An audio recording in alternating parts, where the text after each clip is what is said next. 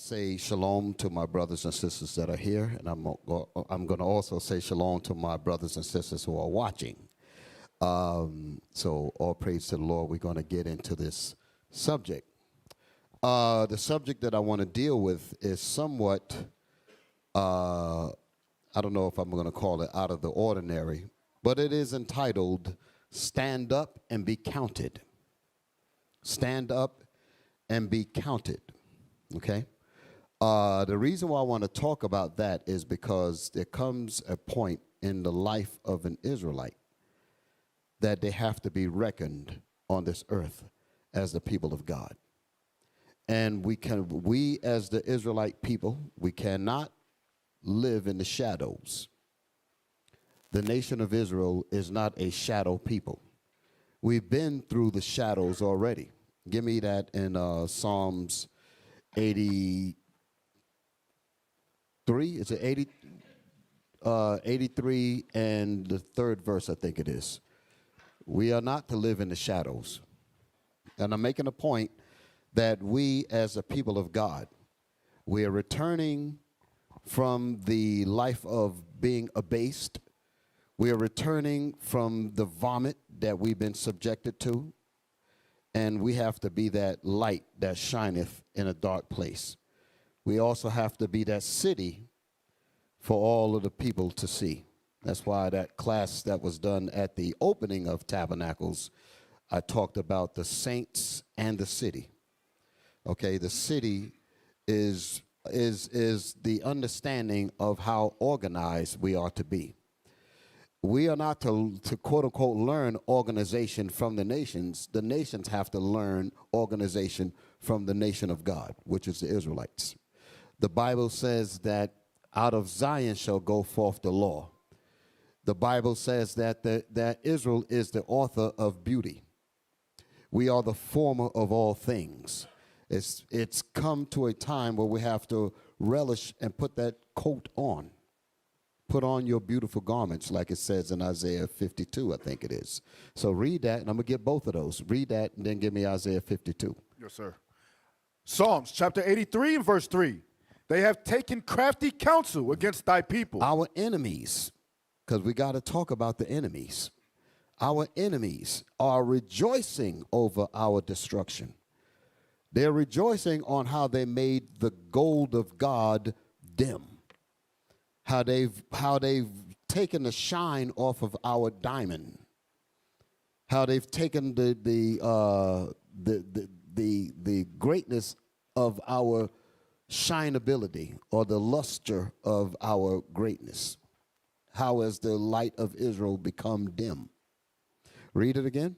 They have taken crafty counsel against the nations, our enemies, have taken crafty counsel. I'm going to go through a series of records and books that shows how they have taken crafty counsel. And when we actually began to stack up the deck to see how it was done, you will see that it is exactly a conspiracy to keep us from ever rising to where we're supposed to be. This is real, okay? The way we live as a people is the result of a conspiracy. And without our connection to God, we don't even know which way is up. So the objective is to keep us out of the proper light that can illuminate us beyond the darkness by which the nations endeavor to keep us in. And I say endeavor, because the Bible says that we have to endeavor to keep the unity. But so while we're trying to learn what that's all about, all of the nations together have endeavored, meaning that it is a continuous effort to keep us on the bottom. The first thing in realizing and overcoming oppression, overcoming a detriment, overcoming slavery, mental slavery, is to first understand where you are. We have to understand where we are as a people, understand what it is, and then have the vision beyond it to get out of it. In order for us to get out of it, we have to have the right light. Can't have a Bud Light. Can't have a spotlight. Can't have a match light. You got to have the right light, the commandments. Y'all all right? Yes, sir. So read that again. Psalms chapter 83 and verse 3. They have taken crafty counsel against thy people. The nations have taken crafty counsel against the nation of Israel. Come on. And consulted against thy hidden ones. And they have consulted. So there's consultation. When you think about consultation, that means people sit down and have discussions. Consultation, when you talk about seeking a consultant to get something done, you're seeking experts. I need a consultant to figure out how to set up my IT apparatus or whatever, or to deal with this thing or to deal with that. And I call in a consultant. And the consultant is an expert. So they have people that are fixated on doing nothing but destroying us. And those people have been called to the table. That's part of their endeavoring. They endeavor by seeking those witches, so you can understand, those warlocks, to sit down and say, we need to come up with a plan to make sure that the name of Israel never get back into the memory of the people of God. So standing up to be counted is to go against what we're reading, is to go against the counsel, against the consultation to keep us destroyed. Read it again. Yes, sir. They have taken crafty counsel against thy people. Crafty counsel, not just regular counsel, crafty counsel. Counsel that is not easily noticed. Counsel that you won't necessarily read in easy to find books.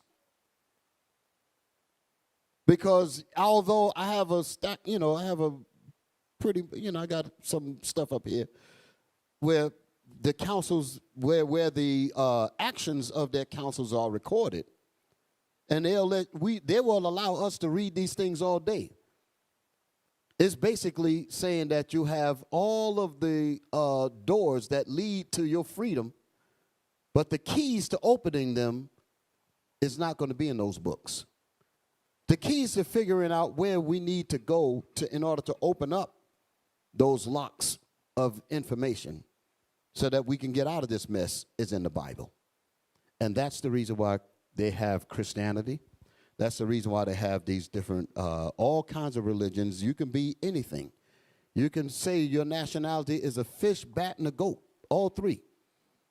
And you can get protection. You can say you're LGBTQZY, whatever. You can say my babies are not babies, they're babies. And there's laws to protect that. But if you say you're an Israelite, all of a sudden you're deemed a terrorist. Can you dig it? That means they know that though the key to you getting out of the bondage by which they invested in is actually when you figure this Bible out. And they say we have to keep them from that. We'll give them Islam. We'll give them Baptists. We'll give them Scientology. We'll give them Africanism, whatever. Give them anything. Hell, they're looking for something anyway. So give them that. And even though, like I said a long time ago, I was looking for the proper liquid to quench my thirst for the answers that would solve the questions in my mind about why is it that we're suffering the way we're suffering. And I went through a myriad of different things. Africanism, Islam, I went through those. I studied those things a little bit. And although they were wet, because it poured a little bit of understanding here and there, they were wet, but they did not quench my thirst. When my thirst needs to be quenched, don't give me soda. That's not going to quench my thirst. I have to have that clean glass of water. That's where the thirst gets cleaned up. And that's what the Bible did. So once I got to the Bible, I realized I hid it. And that's the reason why I didn't look no further past the Bible. That was 30 years ago, 31 years ago. I didn't need to look past this no more. I figured this is it. I got it. This is how I'm rolling. Y'all all right? But the enemies don't want us to have this. So they'll give you anything. Read that again. Psalms chapter 83, verse 3. Now, remember these points that I'm making, and I'm saying a lot. And as the class go on, when I start bringing up certain things, try to reverberate in your mind. Try to, the light to come on. You know how we do. These connections will be made.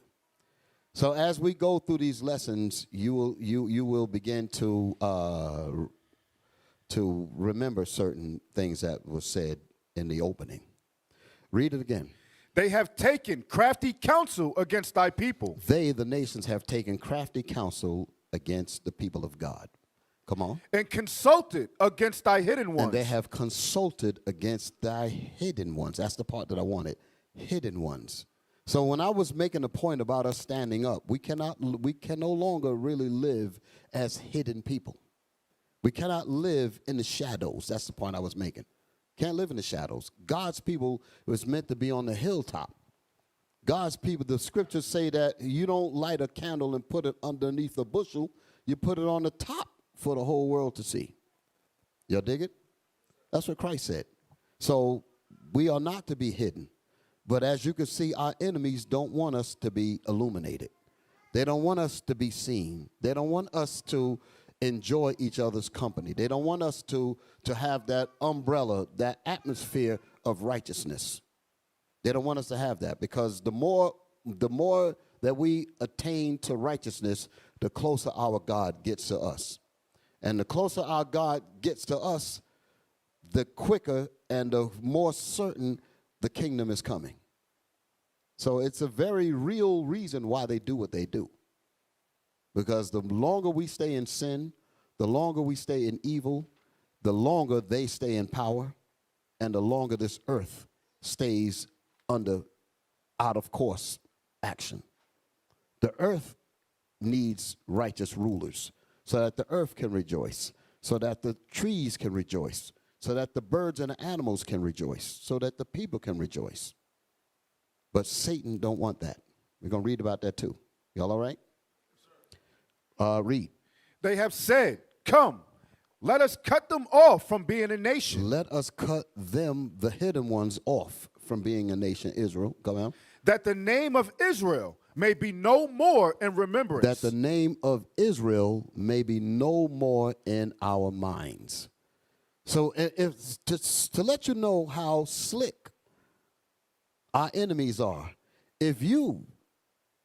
once you come into this truth and you're learning this truth, if you ever come to a point where you don't care about knowing that you're Israel, that means Satan has gotten into you, and what we're reading is actually happening to you right now, at that moment. If you ever come to a point where you say, you know what, I don't need to be in, quote unquote, you might even call it that Israelite stuff. Once you begin to entertain that, you are fulfilling what the enemies wanted and don't even know it.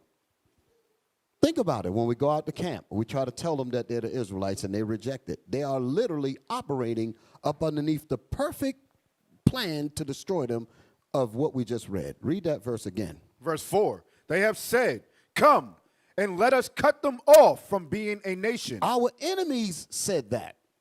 Our enemies said, come and let us, in our consultation, because it said they have consulted against our hidden ones, in their consultation, in their crafty counsel, all of that, let us endeavor to keep them from recognizing that they are the Israelites. So the moment you begin to start to entertain what we're reading, you have actually fell into the trap of what their whole plan was about. Meditate on that, what I just said. Whenever we come to a point where we are comfortable not calling ourselves the Israelites, we are fulfilling what our enemies set for us. It's heavy, ain't it? Read. They have said, come and let us cut them off from being a nation, that the name of Israel may be no more in remembrance. And their remembrance, and be no more in our remembrance. So they want us to forget that. That's what the breaking in period was about in slavery. That's what the educational system is about. The history lies, all of that stuff that's going on in school. Television, false media, false imagery, religion, you name it.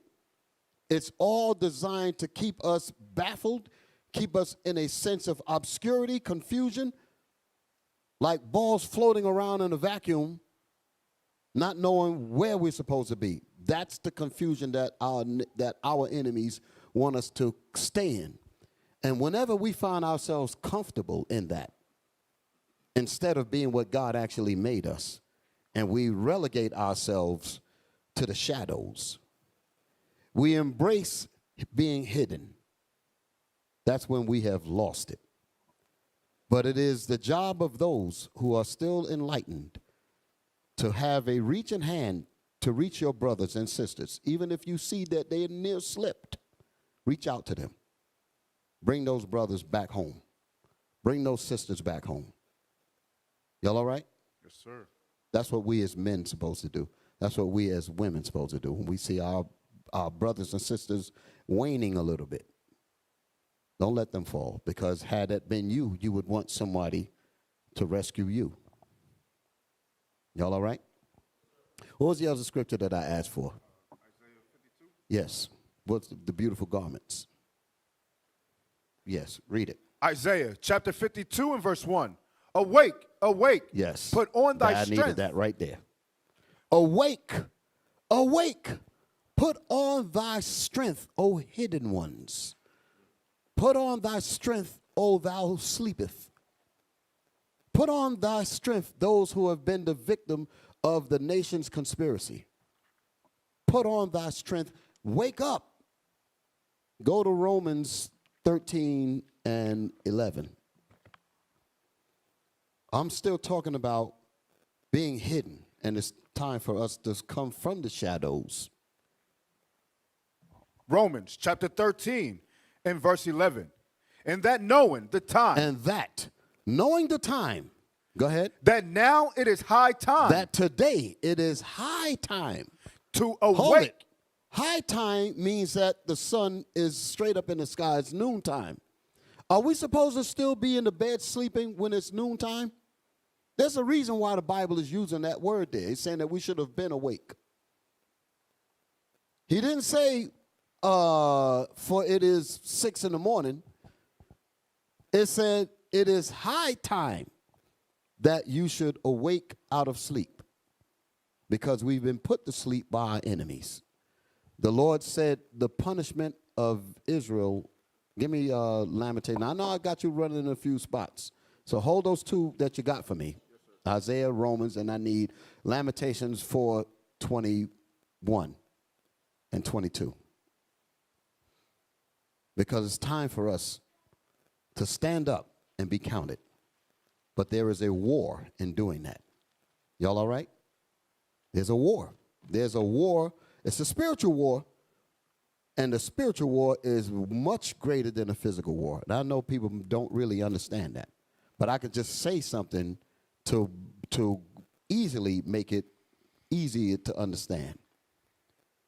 A spiritual war, if you can indoctrinate a whole people to hate themselves, you do not have to lift up a gun. You do not have to lift up anything. You could just say, let them be. Because our spirits have been turned around to actually hate each other. Can you dig it? Read. You got it for me? Yes, sir. Come on. Lamentations chapter 4, verse 21. Rejoice and be glad, O daughter of Edom, that dwellest in the land of Uz. The cup also shall pass through unto thee. The cup of destruction, the cup of captivity, the cup of castration, the cup of lynchings, the cup that was dished out to us is going to be dished out to them.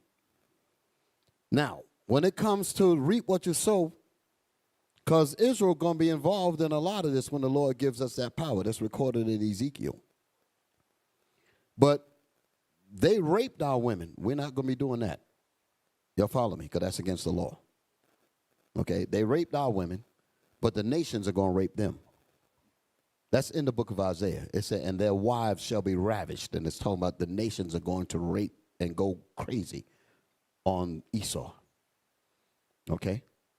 The Most High means that we're going to stay in righteousness. Whatever judgments and whatever levels of punishment that the Lord said that we're going to levy against the nations for what they did to us is all going to be in righteousness.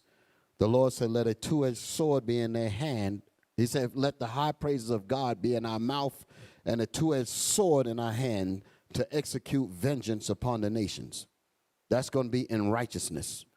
That sword is the same thing as that rod of iron in the book of Revelation. And he said, and you shall break the nations with a rod of iron, because they're going to be resistant to keeping the commandments of the Most High. Esau is going to get wiped out. When this whole thing go down and it's over with, he's going to be gone. There's going to be no more of him, period. That's going to be a hell of a time, ain't it? The nations is going to be here. But Esau, once his job is completely finished, even in their own records, they said, for she is the only neighbor of the Israelites, meaning Edom, Esau, who was not given any promise of mercy from God. So that means every last one of them, like the book of Obadiah said, and there shall not be any remaining of the house of Esau, for the Lord hath spoken it. So there's no getting out of that. But the nations are going to go into captivity because they're going to have to learn how to keep the laws of the Most High. They're going to learn how to keep the Feast of Tabernacles and all of that. They're going to learn these laws because that's the way it was supposed to be from the beginning. When we fell from that, the Lord said, okay, since you don't want to follow me, I'm going to put you under your enemies until you learn. And when you learn and you're ready to obey, then I bring you out of it and I'll put you back in your seat where you belong. And a lot of us, 2/3 of us are so brainwashed, we're never going to make it back. So 2/3 of our people will be destroyed. That's a scary situation, ain't it? They're going to be destroyed. And when I say destroyed, they are not coming back. When they get destroyed, they are done. That's that second death that Revelation is talking about. Okay? And I know I got you going over a lot of spots. So was that it on that? No, you wanted 21 and 22, right? Yes, sir. Yes, sir. Lamentations chapter 4, verse 21. Rejoice and be glad, O daughter of Edom, that dwellest in the land of Uz. That dwelleth in the land of Uz. Come on. The cup also shall pass through unto thee. The cup of trembling, the cup of fear, the cup of destruction, the cup of loss of children, the cup of being bereaved of your family, the cup of having your wives taken away from you, having your husbands killed. All that's going to come to them because it happened to us. Go ahead. Thou shalt be drunken. You shall be drunken also, Edom. Go ahead. And shall make thyself naked. And you will be brought down naked, meaning everybody going to know your shame. They're going to know all about him. As this world continues to move on, the wicked will be revealed for exactly for what he is, and the whole earth is going to turn against him. Read. The punishment of thy iniquity is accomplished. The punishment of our iniquity. That's the 22nd verse there. Yes, sir. The punishment of our iniquity is accomplished, meaning we paid the price. Go ahead. O daughter of Zion. O daughter of Zion, the nation of Israel. Come on. He will no more carry thee away into captivity. God will no more carry us away into captivity. Can you imagine what this was like when the prophets was writing in the scriptures and was writing about the empires like Daniel's? Daniel was in the Babylonian captivity. Habakkuk was in those captivities back then, and all of the minor prophets. And they were upset, rightfully so, like Ezra was upset. How long, if we be thy people, O Lord, when are we going to get rule? If the world was made for our sake, how long shall this endure? They all wanted to know that. When shall these things be? The disciples, they all asked the question. The apostles, Lord, art thou come at this time to restore the kingdom to Israel? We all wanted to get the kingdom. But even back then, when like Daniel wrote about the empires all the way up to now, and the other prophets wrote about it, They knew what time period they were living in, and they knew that there was more captivities after that one. Could you imagine that? They're keeping the commandments of God in the Babylonian captivity, knowing that the Persians was coming next, knowing that another empire, Greek, was coming after that, Rome was coming after that. They knew that there was more coming. So the kingdom was not at the doors. But yet they still stayed faithful. Here we are. We are in the last deal, brothers and sisters. There's no more captivity after this. So we made it. Yes, we were those spirits back there during the time of Babylon and during the time of Persia. I want to say that's another subject. But I actually, somewhere along this lesson, I'm going to show you all that we've been here many times. And we are here again. Like I said, just to make it easy to understand with just one verse. When Moses said, and the Lord shall bring thee into Egypt again with ships. Moses was actually speaking to the people in Mount Sinai at that time, at the wilderness. He was literally speaking to a generation of people. Everybody in here knows that none of the people that Moses literally spoke to at that time went into captivity on ships. Can I get a witness? So how did that come to pass? They were going to come back generations later. Because Moses didn't say your sons would go into captivity. He said, and the Lord shall bring you. That's what thee means, T-H-E-E. And the Lord shall bring thee into Egypt again with ships.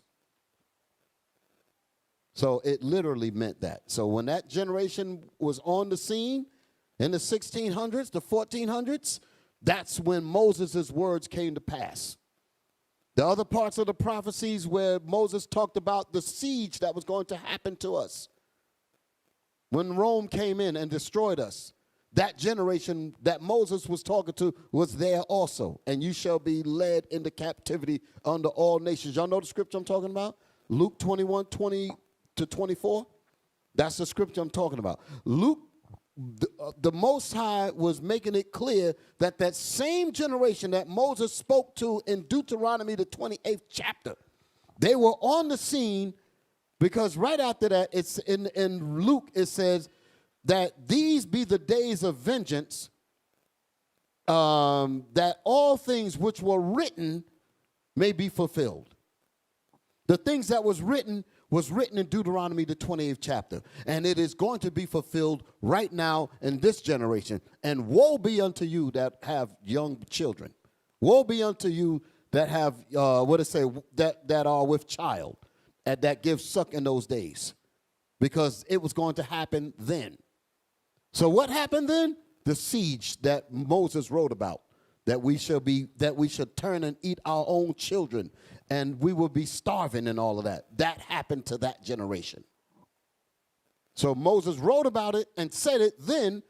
That generation that Moses was speaking to didn't experience any of that. They just died in the wilderness. The only two that came out of that was Caleb and Joshua. Everybody else died. So according to Christianity, you would figure that, oh, no, that didn't happen.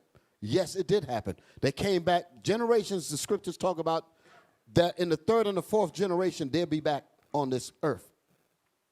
That's why he said he would visit the sins of the fathers upon the children, upon the children's children until the third and the fourth generation. Because the third and the fourth generation is your great-grandchildren and your great-grandchildren, which is you. That's how that works. So when you come back, you're going to fulfill what was said when you was on the earth before. Y'all all right? Yes, sir. That's a little deep, but I can cover that. You know, don't want anyone to go and fall off the horse. I just wanted to give it to you on a simple level, okay? So the common sense is that when Moses said, and the Lord shall bring thee, he literally meant them. So I said all of that because when we was in the captivities in the Persia, when we was in the captivity in Babylon, captivity in the Persia, Greece, and Rome, that was us coming back in all those captivities, all the way up to now. Now the Bible says what in that Lamentations? Lamentations chapter 4, verse 22.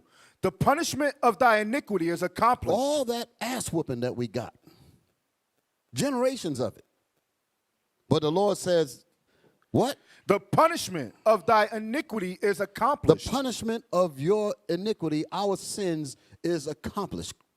He allowed Christ to die on the cross to redeem us from the curse. Now we have a chance to repent. And that's where we're at now.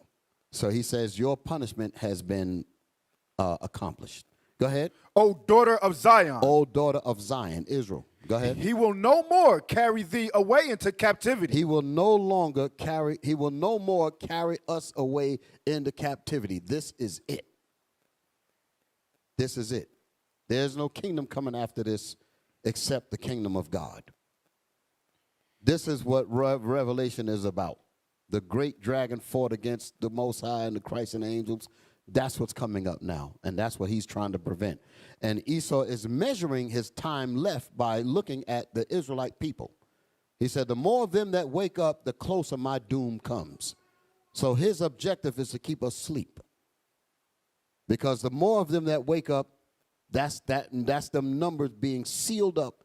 And as it's becoming more and more sealed up, that means his doom is imminent. So what else would he do but try to keep you from this, that the name of Israel be no more in your remembrance?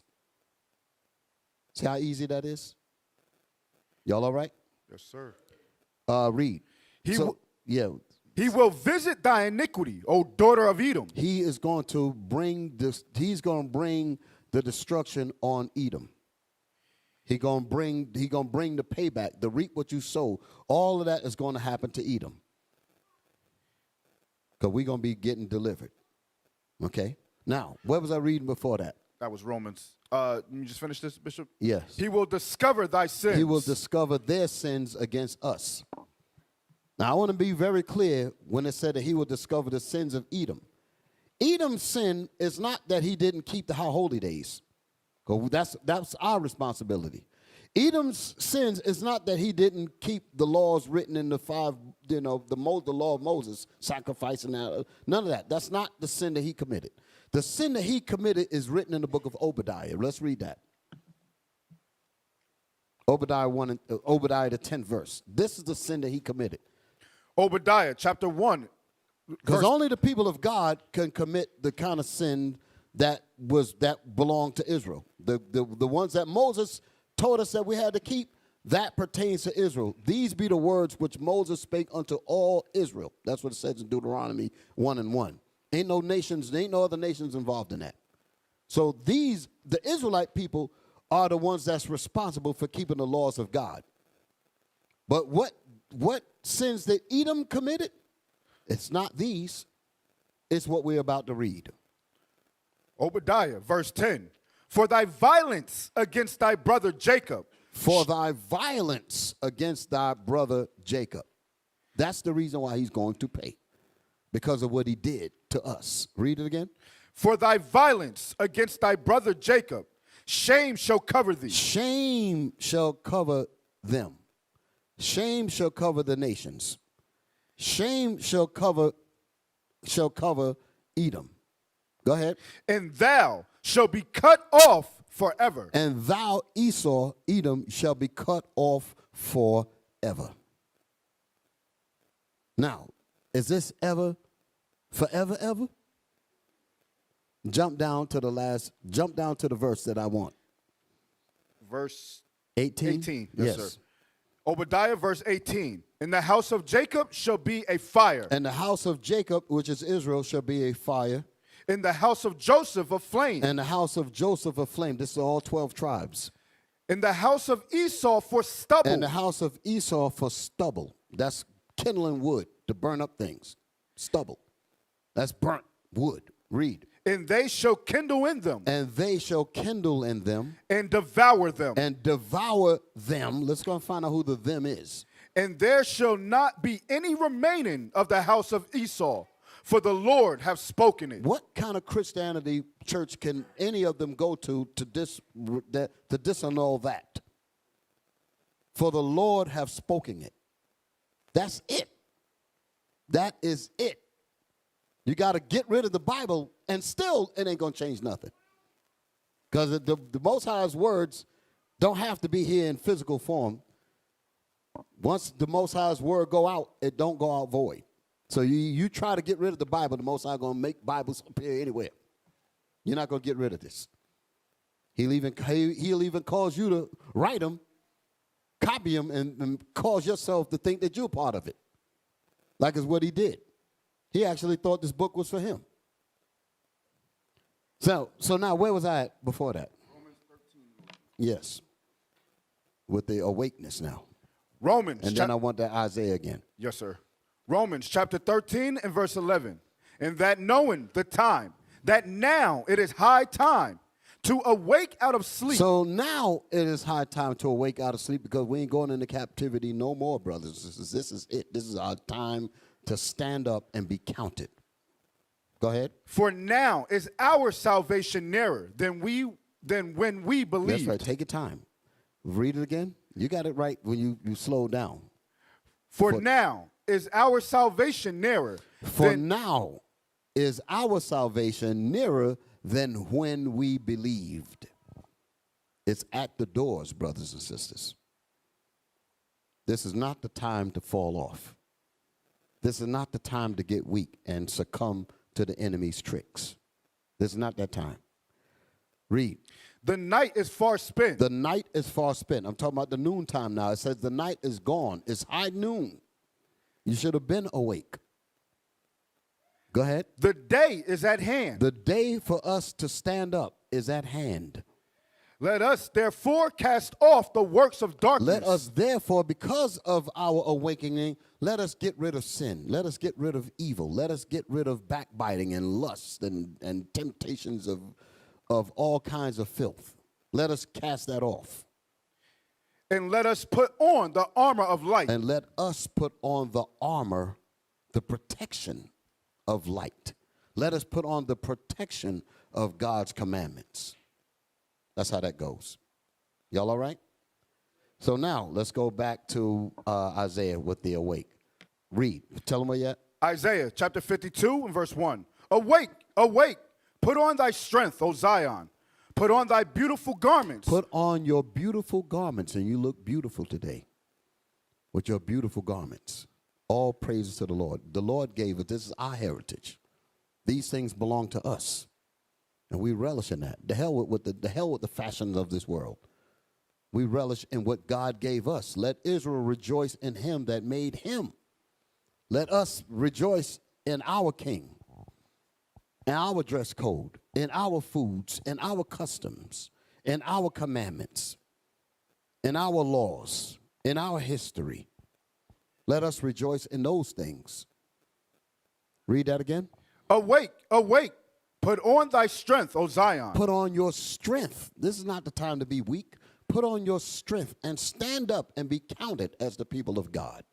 Come on. Put on thy beautiful garments. Put on your beautiful garments. Come on. O Jerusalem. O Jerusalem. The holy city. For henceforth. The holy city. Holy. The holy what? The holy city. Did you hear that? The holy organization. City.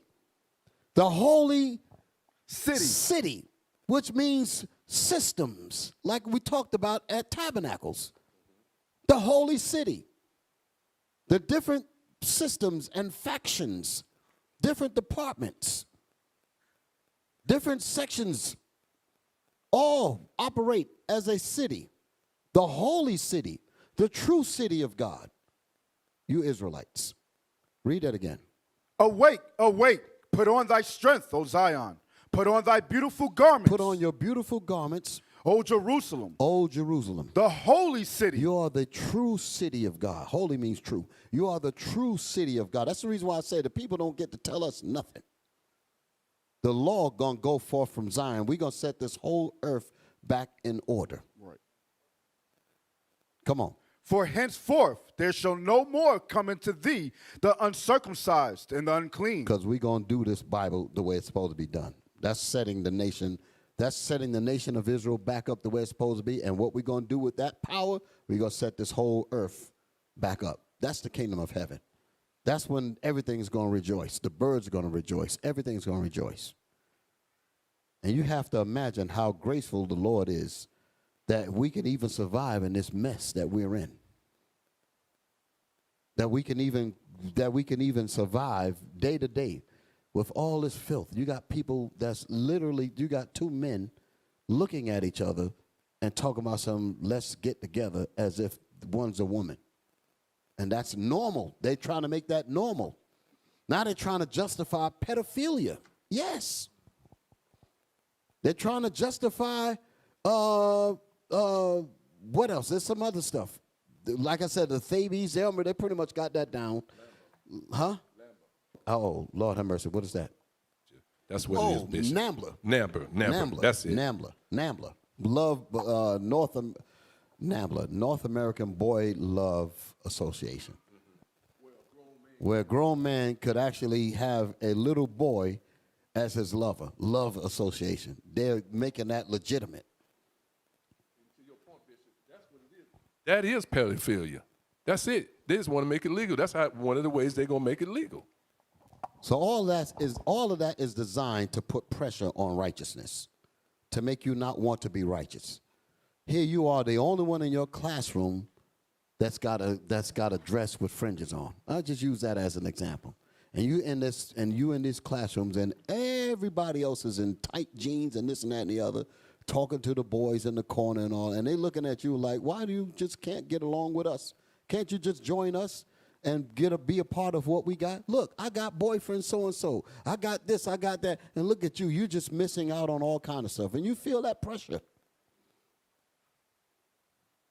And 25 out of 30 of them would be knocked up with a baby, no husband, welfare, hell, abortion, every damn thing else that's going to come out of that. But you don't see that part of it. All you see is the daggone glitz and the lies that they're showing you and telling you you're missing out. You better wake up. Where we at? You want verse 2, Bishop? Yeah, where you at? Isaiah chapter 52 and verse 2. Yes. Shake thyself from the dust. Shake thyself from the dust. Go ahead. Arise and sit down, O Jerusalem. For us to shake ourselves from the dust, shake ourselves from sin, shake ourselves from mediocrity, shake ourselves from being hidden, fearful, afraid to stand up for what you really are, that what God made you. Shake yourselves from that. God did not make that. Our enemies created that spirit in us. And if we recognize that's the way we think, we need to recognize that this has to be overthrown. This mindset has to be overthrown with the word of God. Your mind have to be renewed with the word of God. If you find yourself comfortable outside of the realm of the Bible, the enemy has succeeded. Y'all all right? Yes, sir. So the point that I'm making, again, all of this is, did I get all my scriptures out? No, sir. Come on. Loose thyself from the bands of thy neck, O captive daughter of Zion. O captive, we are captivated by sin and evil and temptations. Captivated by that thing. It's time for us to break loose. Awake, awake, wake up. Why in the world is the Bible using terms like that? Because we are asleep. You don't tell a wake person to wake up. But they got this thing talking about something, the woke. They got this woke movement. Them people ain't woke at all. Dead as hell. But the real woke is what we're talking about. To wake up means to be illuminated with God's laws. That's what it means to wake up. So when the Bible is telling us to wake up, it's telling us to put on thy strength, the Bible, put on our customs, put on our heritage. Okay? Put on your history. When you talk about culture, you're talking about the Bible. This is culture. That mess that they talk about on television and your social media, that's not culture. Talking about some hip-hop culture, that's not culture. Culture tells you what to dress, how to dress, what to eat, what you shouldn't eat, tell you who your enemies are, who not your, it tells you how to set your families up. Understand that. Culture is your whole being. Tells you who your people are. Tell you what to eat, what laws that you have between each other, how to resolve differences, how to apply the commandments to each other, to keep the peace, to endeavor to keep the unity. That's culture. A constitution, if you will. That's culture. Tells you what to wear, how to dress, how to keep yourself. That's culture. That's the Bible. That's your strength. Put on thy strength. Read that again. Isaiah chapter 52 and verse 1. Awake, awake, put on thy strength, O Zion. Put on thy beautiful garments, O Jerusalem, the holy city. For henceforth there shall no more come into thee the uncircumcised and the unclean. Shake thyself from the dust. Shake yourselves from ignorance. Shake yourself from slavery. Arise. Emancipate yourself from mental slavery. Go ahead. Arise and sit down, O Jerusalem. O Jerusalem, sit down and learn my Bible. Go ahead. Loose thyself from the bands of thy neck. Loose yourselves from the bands of sin that's around your necks, that's got us destroyed. That's those bands that are around our neck is what Deuteronomy 28:48 was talking about. When it said that, and therefore shalt thou serve thine enemies, which the Lord shall send against thee, in hunger, in thirst, and in nakedness, and he shall put a yoke of iron upon thy neck until he have destroyed thee. So once we are destroyed, he took the physical chains off, and now we put on the mental chains. We put on the mental chains. Can we show the book? Did I give you the cover of the book? Yes, show that. This is what happened to us. This is what we're reading. Even though it said neck there, but it's really talking about our minds. Because he took the chain, he said the yokes of iron will be on our necks until we are destroyed. So once we are destroyed, are you destroyed in your neck or are you destroyed? Where does destruction take place at? In your mind. So once your mind is destroyed, this is indicative of what we're looking at here. This is what we have to break.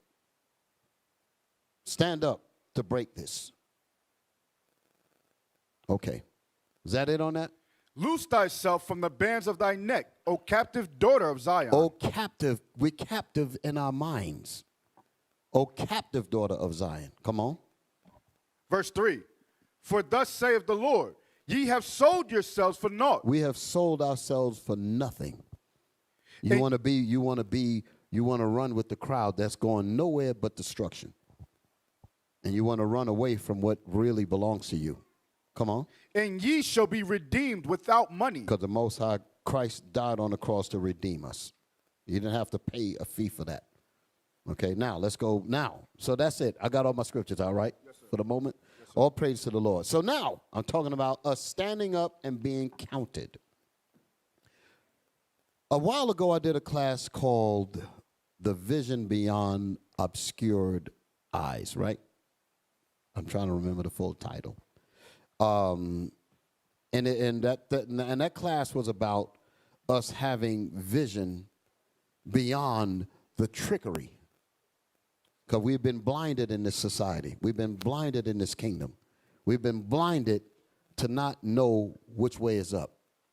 We've been blinded in terms of righteousness. We don't even know the difference between righteousness and wickedness.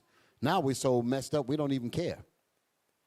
So things are so bad now, it's almost impossible to look beyond the obscurity to actually see a vision that gets you out of bondage, mental bondage, like that image that we show. Yes, this is the following God's vision that's beyond obscured eyes. Thank you, brothers. That was a class. So we're not going to be able to do this if our minds are completely obscured with a chain around it where we can't see anything beyond television. Because Esau says, I'm going to set all of that up so that you can live within my circumference of confusion. Don't be radical. Understand those words. Don't be radical to go outside of the hog pen that I put you in. Live in there. Conform to that. Conform to TikTok. Conform to Instagram. Conform to Facebook. Stay within the realm of the evil that I've shaped for you. Don't look beyond that. Because within that circumference of obscurity, you can't see anything but what's in there. And you will begin to make everything conform to your thinking. As a man thinketh, everything that comes within his or her grasp will conform to go no further than their thinking. If their mind is in a particular realm, they will not think beyond that at all. Every word out of their mouths will be indicative of where their mind is. As a man thinketh, as a woman thinketh, that's what they become. So once your enemies shape your reality, everything that you do is going to fit within that definition. And whenever you act outside of that, and those that put you in the box notice that you're operating outside the box, they say you're a radical, you're an extremist, you're a troublemaker. Who learned your mem? How did you get that? Who raised you? What school did you go to? This happened to me. What country were you born in? How did you get to know these things? And my schools was set up by me to not allow you to think beyond what I shaped them to train you for. And here you are operating outside of my guidelines. Who have you been talking to? You're radical. Some stuff, ain't it? Where we at? Oh, I got the scripture. Yeah, so I'm bringing up, put my thing back up there again, the thumbnail. The obscured eyes. This is not today's show, but this is what I was talking about. So it is about us following God's vision that is beyond obscured eyes. But if our enemies are you can take it off. If our enemies are hell-bent, and I use that word seriously, are hell-bent on making sure that our eyes stay obscured, we can never see a vision beyond the circumference of having us intellectually trapped into thinking in the box and not outside of the box. Y'all all right? Yes, sir. Okay. Now, like I said, our eyes today have been distorted through the lenses of obscurity. I'm dealing with stand up and be counted. Put that thumbnail up there so that they'll know what we're dealing with. This is the actual title. This is what we're dealing with today, and I'm getting ready to go into it. Okay? Stand up and be counted. Okay, this is what we're dealing with today, brothers and sisters. Okay, this is what we're talking about. So now, give me the book of the Wisdom of Solomon, chapter 4, verse 12. Because again, we're at the cusp of standing up on our own. We're on the cusp of standing up to be counted as the people of God. We're on the cusp of being that city, that beam of light that shineth in the dark places, what you was bringing out, Captain. You want to go ahead and bring that out? And bring that out now. In Peter's, right? Oh, the one in Psalms. Yes, read that. Mm-hmm. Yes, let's get that. Psalms 83 started verse 23. I'm sorry. 83, 23, verse 3. Psalms chapter 23 and verse 3. He restoreth my soul. You know, Bishop was bringing that out earlier. He said that we done went through it. He's telling us that we've been laboring. This is it. Read on. He leadeth me in the paths of righteousness. Now we understand who we are. That's what he was telling us. Stand. We're standing in righteousness. We're standing who we are. We're standing vindicated the people that we know who we are today. Read on. He leadeth me in the paths of righteousness. And that's the path that we on. As to gather in the 12. As to bring our people home through righteousness. Showing them that they have a great history. And when we do that, we're showing them that we can become great parents. We can become great leaders in our communities. We can become great fathers and mothers and have wonderful children. Read on. For his name's sake. To bring him glory. I was reminded when Bishop was doing the class, it came to me what it said about Moses. He said that, I'm paraphrasing, but he said that my people may come and worship me. And that's our calling, that we have to go back before the Lord. Read on. Yea, though I walk through the valley of the shadow of death. And that's what's here. And Bishop was saying something a while ago. He was talking about, using in the pig slop, but then he began to name different things like TikTok and other different vices that he was bringing out. We still in the pig slop. We still is not out. We still yet in the depth of darkness. Read on. I will fear no evil, for thou art with me. The Most High is with us now, Israel. We have the Most High on our side. That's our strength. All of our help coming from the Lord. Read on. Thy rod and thy staff, they comfort me. And that takes me back to Bishop's point. That's all we need to do is stand with the Most High. Stand with the prophets of God, and we're going to be okay. That's all I had, Bishop. All praise to the Most High. So, yes, that's what we got to do. We have to stand on the Lord. Wisdom of Solomon. We're going to read chapter 4 and verse 12. And the reason why I'm bringing this out, because, again, I want to point out about how it is the objective of our enemies to keep us in a state of obscureness and confusion, where we don't know which way is up, where we can't determine what's right and wrong. Okay? We've just been programmed to be consumers. That's not what God put. If we are the jewels of God, how in the world have we turned into the degenerate plant of a strange vine unto the Lord? That's how far we've fallen. The Lord said, I have planted thee a noble vine, nobility. He said, and I brought you upright. And then he turned around and he said, but whoa, how then art thou turned into the degenerate plant? Degenerate. So you're talking about generations as opposed to bringing you forth. But to degenerate means to go down. To degenerate means to get worse and worse and worse. And then the Lord said they have gotten so bad, they've become a strange vine, meaning I don't even recognize them. How art thou become a strange vine, a strange plant unto me? We're not even recognizable. That's how confused and obscure our direction is. And our enemies love it. Our young girls. Parents trying to teach them the proper way so that their lives are not jacked up. Our young men, same thing, trying to teach them how to be proper husbands, to not be running around doing all kind of craziness, and deal properly when they get old enough to marry. That's the beginning of sanctification. But what does the world say? No, don't listen to them. Do this instead of that. And nobody cares once you mess up. We got stories of outside enemies that sought to influence women.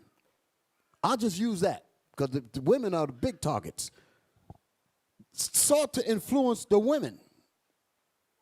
Got the woman on one of their quote unquote YouTube pages and was saying, oh, that Israelite stuff, such and such, and she just going all against it, all against Israel. Follow me now.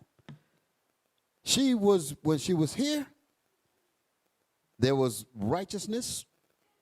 She had some trouble trying to hook up with the man she wanted because, the man wanted to deal with what he wanted to deal with. I mean, that's his choice. But instead of her continuing to work on herself, that the Lord would have provided, y'all understand? He would have found her. But she got impatient and went to one of these enemies out here. I don't even like to call their names because it's irrelevant. They're all going to be dust to dust. They don't really mean anything to me. But he got her up on the camera smiling and talking against us, calling us a black cult and all types of stuff.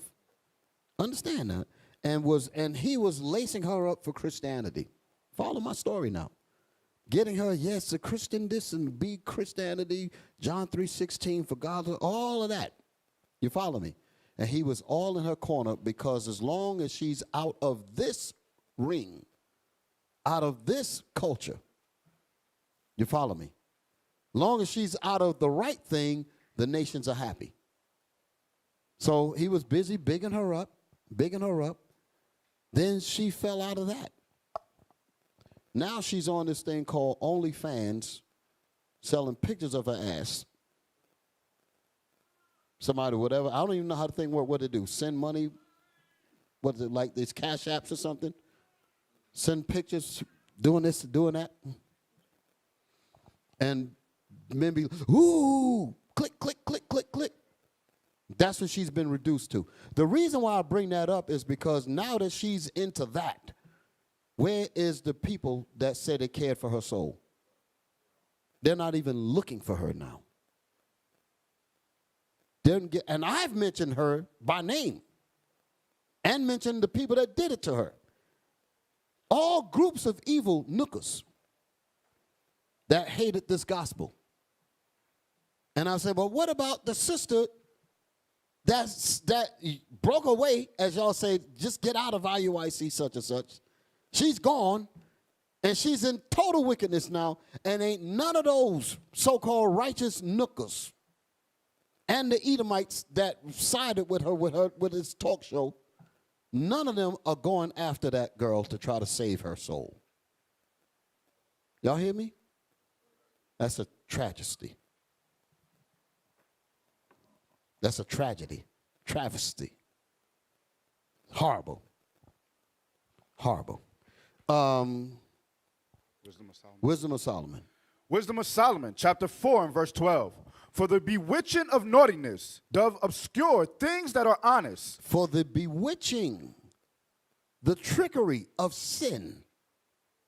The bewitching. What does it mean to bewitch? To deceive. To bewitch you means to make you think it's one thing and it's actually something else, which is much more dangerous. Here's an example of bewitching. Hey, man, I got this good chiba. Huh? And it's going to make you feel smooth. It's going to mellow you out. You all tense. Have some of this, brother. Have some of this, sister. It'll loosen you up. You're too tense. Look at me. I'm groovy. Try some of this. The bewitching is the way he said it or the way she said it. Here, put these pants on, sister. Look at me. Look at how all the boys look at me and dream about me when they go home. That could be you. Bewitching. And you'd be like, man, I want to experience that. When they grow up, both sides, the person that took the dope, the chiba, which turns into other things, and the pants goes into other things as well. Then a behavior comes with that. Attitude comes with that.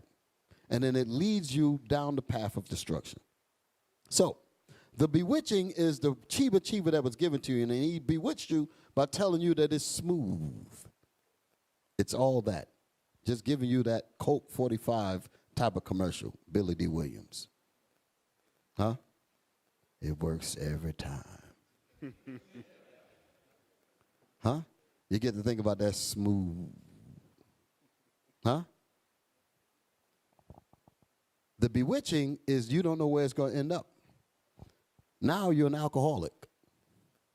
Now you can't keep a job. Now your family left you. Now your children don't want to be around you. Because when daddy drinks, he punches and he beats and he does this and he does that. But the bewitching was given it to you on the low. But it ended up turning out to be a dragon that destroyed you. The little drugs that they tell you, hey, this is going to loosen you up. Next thing you know, you're hooked. Now you're hooked. And that chemical addiction is horrible. When you're chemically addicted to drugs, that means regardless of how you think, your body is saying that if I don't get that fix, I'm going to introduce pain. So they have to get it. Y'all ever seen people on drugs like that? And when they need that fix, do you think that it started out that way? They were pure in the beginning, and somebody say, hey, bro, got that cheaper? Huh? And slid it to him. And they took it. He said, how you feel? Oh, I feel great, man. Huh? That's the first deal. Huh?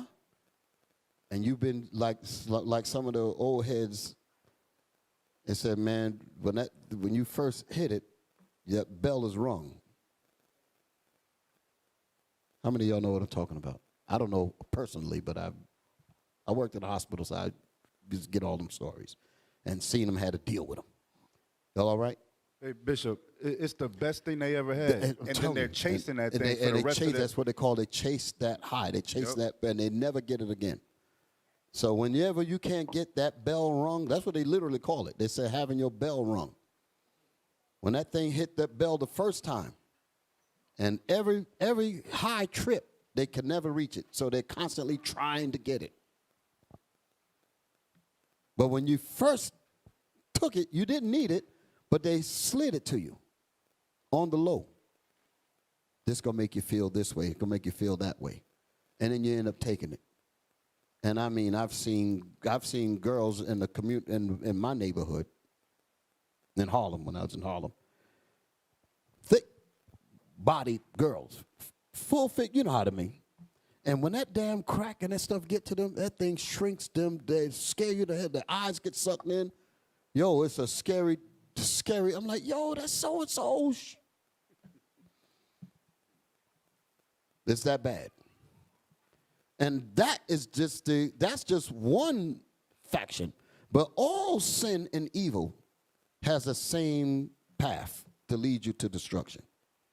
Don't play with it. Don't play with it. Read. Wisdom of Solomon, chapter 4, and verse 12. For the bewitching of naughtiness doth obscure things that are honest. So the bewitching, the trickery of sin, it obscures, makes it unclear, makes the Bible, that's the things that are honest, the Bible becomes unclear once you start dabbling in sin. Now all of a sudden you can't understand what we're talking about. Brothers and sisters have come to a brother or another sister that's on the verge of falling out the truth. And because they're involved in sin so deeply, you're reading scriptures to them. You're trying to give them examples. And they don't see it. Because the sin is constantly blocking their senses. They've played with sin so much, they can't even adapt to what you're showing them out the scriptures. That's scary. Y'all hear me? Yes, sir. Read that again. I'm going to move a little faster. Yes, sir.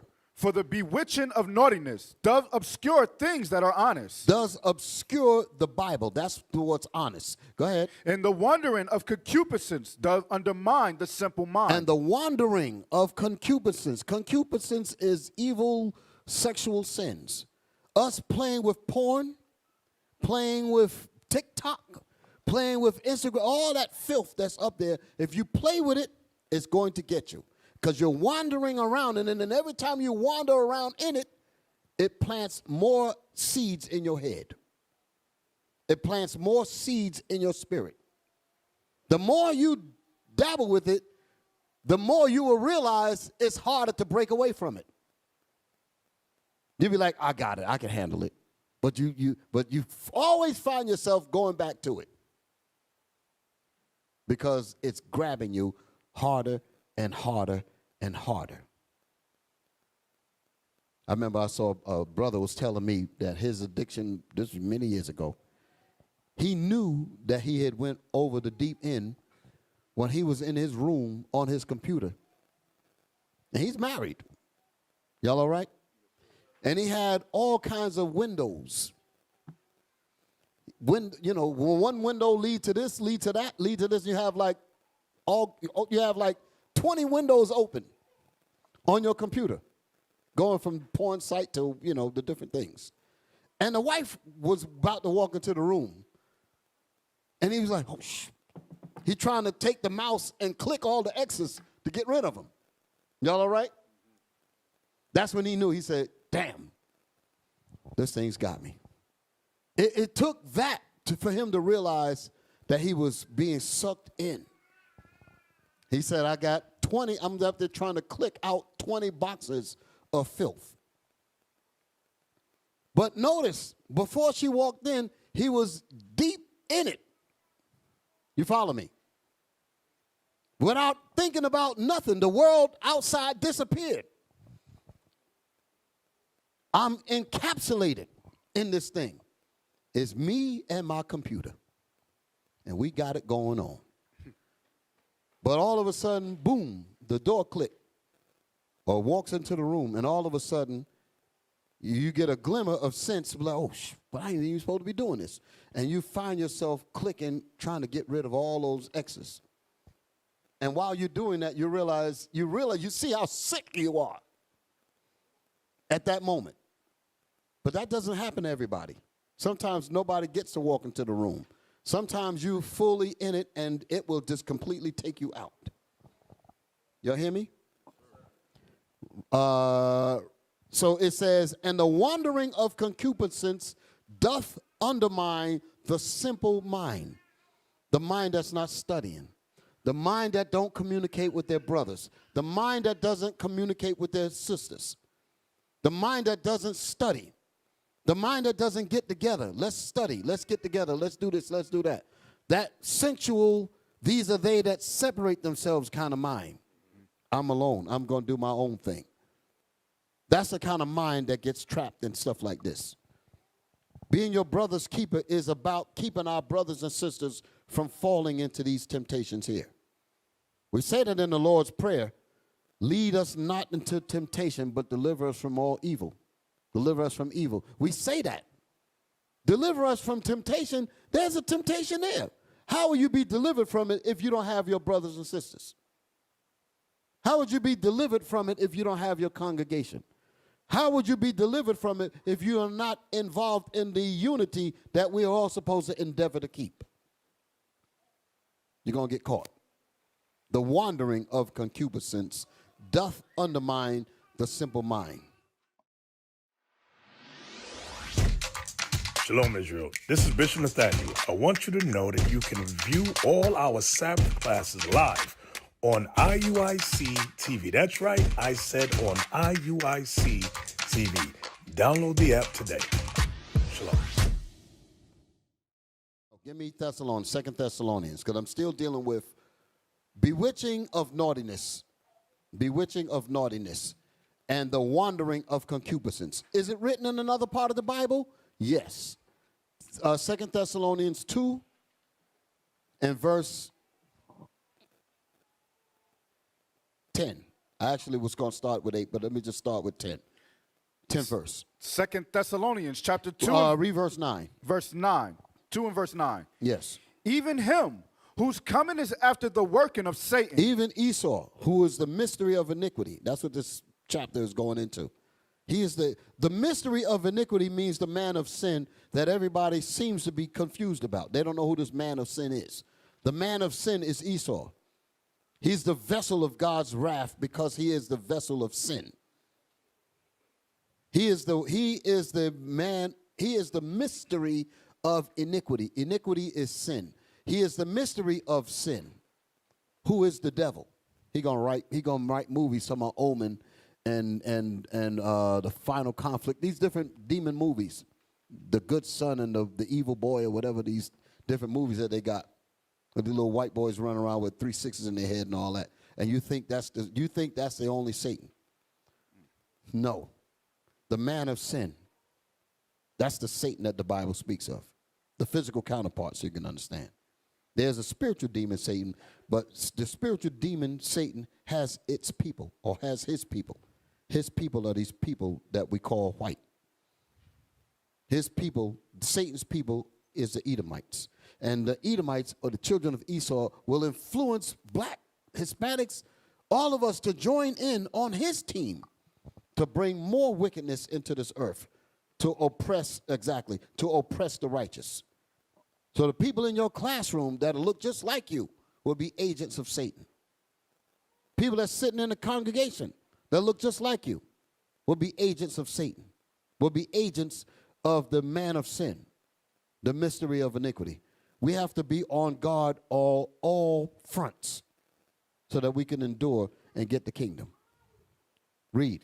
Even him whose coming is after the working of Satan, with all power and signs and lying wonders, and with all deceivableness. With all powers and lying wonders. That's that technology. That's them videos. That's the music. That's the movies. That's all levels of quote unquote entertainment, which capsulate your brain into evil and sin. And you wander in that concupiscence, and it undermines the simple mind, the mind that don't study. Read. And with all deceivableness of unrighteousness. And with all deceivableness of unrighteousness. In them that perish. In them that die. Go ahead. Because they receive not the love of the truth. Because they receive not the love of God's commandments, because they were bewitched. Go ahead. That they might be saved. That they might be saved. So the only way that you're going to be saved is not to allow yourselves to be bewitched of naughtiness, and stay away from wandering of concupiscence, and furthermore, stay away from being deceived of sin. That's what the deceivableness of unrighteousness is talking about. Deceivableness means deceit, and unrighteousness is sin. The Bible says, and with all deceivableness of unrighteousness in them that perish. Why? Because they receive not the love of the truth of the commandments, that they might be saved. So we have to be vigilant and stand up against this. Standing up. And there's a whole society that's trying to keep us bewitched, trying to keep us deceived, and trying to keep us wandering in concupiscence and unrighteousness and naughtiness. We have to understand that. We have to be ready to put on our armor of light, like the scriptures say. Let us put on our armor of light. Armor is clothes or protective wear for you to fight against the fiery darts of the devil. That's in Ephesians. We have to fight against spiritual wickedness in high places. That's what this is talking about with all power and lying wonders. That's wickedness in high places. That's what's working on you, on your cell phones, on your computers, and the conversations on your jobs, all of that. All of that is wickedness from high places that's designed to keep your mind in evil and wickedness and sin. Oftentimes, me and Deacon Asaph, we used to work together in New York in the hospital. And when we go to lunch, there would be others that would come in, and all they want to do is talk about filth. Naked this, girls behind that, basketball, football, baseball. I said, man, where's the conversation for grown men? Me and Asaph would get up and go to another section and read the scriptures. Then a nook will come in behind us. What? Y'all reading the Bible? Man, y'all need some Hennessy. Negro said that. Y'all dudes reading the Bible? Man, y'all need some Hennessy. Huh? Now, some weak-minded persons will feel embarrassed because someone said that. Damn, man, he caught us reading the Bible. He going to tell somebody that we reading the Bible. And they're going to look at us like we're strange. Well, the scriptures talk about that too. Count it not. Don't worry about that. Stay here. Because there's a kingdom coming for those who are steadfast in this gospel. Now, give me Wisdom of Solomon. Wisdom of Solomon 5, verse 4. So what am I bringing out? I wanted to just reflect real quick about, like I said, I'm going to be mentioning things that's going to take us back to stuff that I said earlier. I was making the point that it's time for us to stand up and be counted. I'm making the point that the nations and our enemies don't want us to stand up They want us to take a regressive stance and lean back and not stand up as men and women to illuminate who we really are. They want us to remain hidden. They want us to play the background. So that's why I was reading that in Psalms. They have consulted against our hidden ones. So the lesson that we're talking about is for us to stand outside of that, is to go against their effort to keep us hidden, to go against their efforts to keep us in sin and evil. We have to stand against that. The scripture says, who will rise up for me against the evildoers? That's the spirit that we have to come with. Okay? So what am I dealing with? Wisdom of Solomon, chapter 5 and verse 4. So we're talking about us standing up and being counted because we are the people of God. Read. We fools accounted his life madness. We fools accounted, the fools are all of the enemies of Israel. Rather, it's including the nations, and it's also including the wicked of our people, the one that want to give you the drugs. Hey, man, try some of this. They're the ones that's trying to destroy our mission and our vision beyond the obscured eyes that the society has given us. Read that again. We fools accounted his life madness. We fools, because they realize that God is going to deal with us anyway. And as the Lord is going to increase us, their efforts to keep us in bondage is going to weaken. So as they see us continuing to rise and stand up that what God wants us to be, they're going to realize that all of their endeavors have come to nothing. And they're going to say within themselves, we fools accounted his life or their lives madness. Look at him reading the Bible. Look at her with that skirt on. Look at him with them fringes. Look at him talking about he don't want to go out and on Friday night and just got paid. No. Look at what you're missing. So-and-so has been asking about you. Her butt is even bigger this year. Somebody might say that to you. You be like, so? I said, what the hell's wrong with you? You done turned gay? And then you feel like, oh, man, damn, why you want to say that? Y'all feel me? Temptations. Read. We fools accounted his life madness. We fools, with all of the work that we tried to use to bring them back into sin, with all of the wandering of concupiscence that we tried to put in their way, with the deceit of sin, with the bewitching of naughtiness, all of these things we tried and we failed.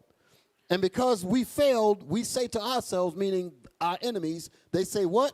And his He end, said, we fools accounted his life madness. They accounted our lives as madness. Go ahead. And his end to be without honor. And they counted our end to be without honor. They figured that we're not going to get honor from being steadfast in this gospel. Go ahead. How is he numbered among the children of God? How is he and she numbered among the children of God? Stand up and be counted. How is it that they're standing up and being counted when all of the works that we did to shut them down? They operated in defiance and stood against our efforts to destroy them. Y'all hear me? Yes, sir. Now read the first verse. Wisdom of Solomon, chapter 5, verse 1. Then shall the righteous man stand in great boldness. That's what it's going to take. We got to stand in great boldness, not scared, not leaning back, in great boldness because we have the truth. Go ahead. Before the face of such as have afflicted him. We have to stand in great boldness in front of those who wish for our harm. We have to stand in great boldness in the face of those who want to see us destroyed. Go ahead. And made no account of his labors. And the enemies, didn't make no account of our labors. They say, oh, they're not going to get anywhere. Go ahead. When they see it, they shall be troubled with terrible fear. Because there's a hunger that you have to have in this truth. You have to have the vision. You have to have that tenacity to never give up. You have to have that forceful warrior spirit in this gospel. to fight against the tricks of the devil in righteousness. You got to have that spirit within you, because the evil is meant to take us out. Now I'm going to segue into some stuff that I want to show y'all. Us fighting for righteousness, us fighting through temptation, us fighting when when the real trials came. IUIC has a story to tell. Are y'all all right? IUIC, in its beginning years, y'all heard about the first school that we had. When I say the first school, I'm talking about the first actual school, which was a school in Brooklyn, 1088 Nostrand Avenue. Y'all all right? Before that, we was in the sister's house in Long Island. Then we went to Bishop's basement. And that's when his toilet started getting broken, because too many butts on a house toilet ain't going to work too well. Time for us to get a building. Y'all all right? So then we got the building. We got the 1088 school. Now, Kaj, you got my pictures? Let's start rolling them. Now, what I want to do, I want to explain what y'all are seeing here. Now, don't show it yet. When we went, because why am I bringing this up? I'm showing you that when trials come up, you can't cow down. When temptations to fall comes your way, that's when you have to find that inner strength to push. At the time that I'm about to speak on, we did not know where we were going to go. You feel me? We had to rely on our faith. And the thing about trials causes you to reassess your ability. Y'all feel me?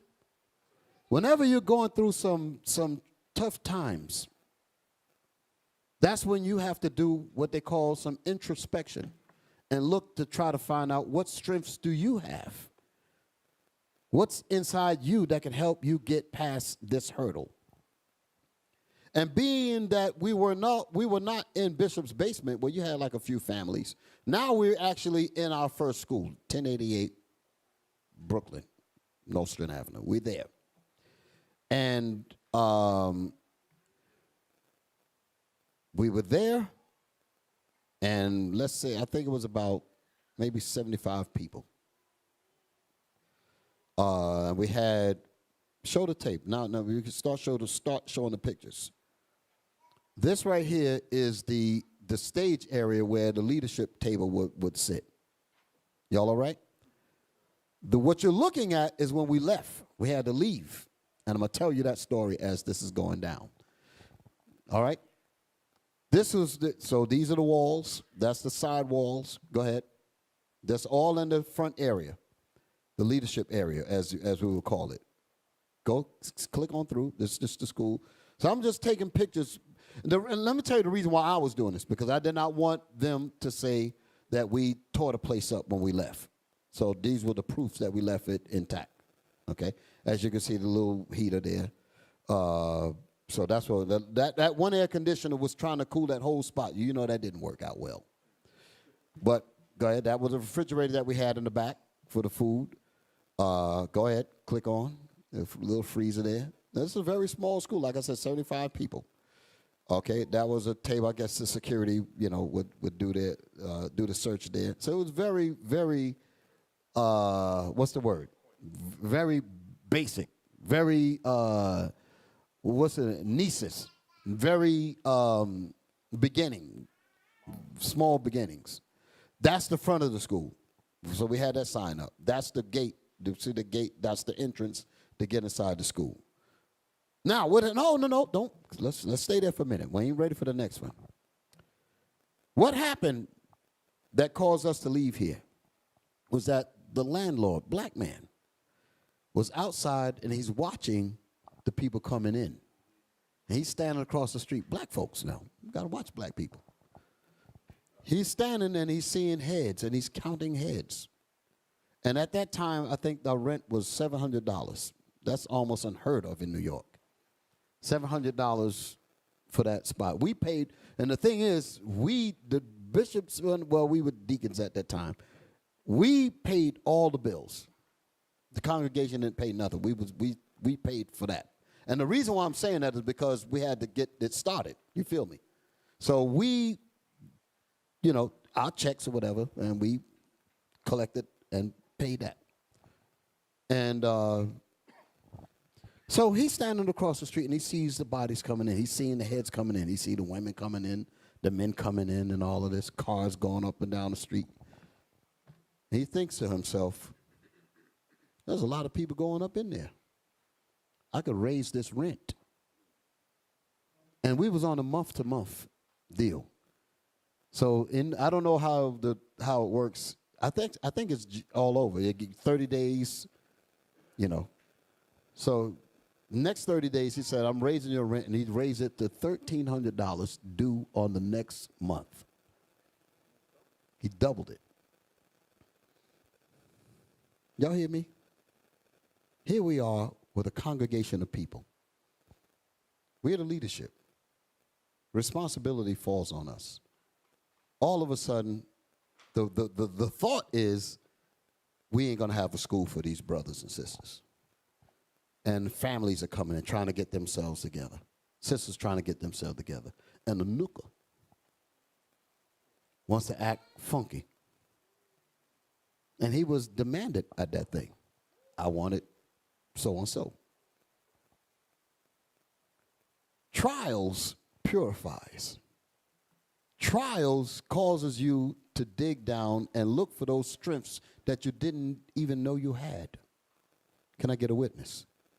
When you're faced with some adversity, you find things that you didn't know you had. You come up with strengths that you didn't know you had, because everything else, all your confusion is out there. See, you can think clear when confusion leaves. When you're left with raw reality, that's when the real you comes down and have a seat with you. Have a little talk with you. The real you sit down with yourself and say, okay, what we gonna do? Now you got to start doing an inventory on what's in here. Now remember, it's a panel of deacons and the elders. We didn't call them bishops at the time, and the elders. We're faced with a situation. Can't stress the body, don't want to. So what we going to do? Y'all all right? So Bishop says, we're not giving this guy no damn $1,300. This is wicked as hell. I said, we with you. Immediately, we said, we got to look for another place. Now, you know how hard it is to just find another place just like that? When we went to search for this place here, this didn't just pop up. There's the man that he knows what I'm talking about, Officer David. We had to put some real work in to find property like this, to find other properties that, well, in New York we had, other teams to deal with that, but I use this as an example on the work you have to go through to find something decent. So here we are. We're pressed. What are we going to do? We had to, again, sit down with ourselves and organize. That's when when you started hearing talk about exponential growth and organization and all that, that's when it was born. It was born then. And I'm going to tell you how it happened. Us sitting down with ourselves, meaning that we had to communicate with each other. We had Captain Barnabas. I didn't know that he knew what he knew. We had other brothers. I did not know what they knew. Deacon Malachi has a business. He has trucks. We didn't know that. We found out that day. Deacon Joshua has skills in terms of looking for property. He's basically like our Officer David. As y'all know, y'all click pretty well together. So we began to look inside the advertisements, and we had found this property in the Bronx, Paulding Avenue. We had found this place in the Bronx. And understand that we did not really have real time to look for the perfect place. You follow me? Because we have to make sure that the congregation is not broken in their spirit. This is a stress on us. So we have to, again, assess each of our abilities. Brothers didn't know that I had some education in drafting and electrics. They didn't know that. They found out that day. Other brothers that had skills in carpentry, plumbing, we found out that day because we had to sit down and assess our values in the heat of the moment. Can you dig it? We come across a place. Show the next picture. So we move all of our stuff, the trucks, we brought the trucks in that night, took everything out of there. The landlord standing outside, he just sees us exiting the Pharaoh's kingdom. He just sees us all just, he's like, well, where are you going? I said, you told us to leave. No, I didn't. I told you that just the rent was such as. I said, no, that's cold. Forget the hell out. So we gone. Now we come across this place. Look at this place here. Can y'all see this?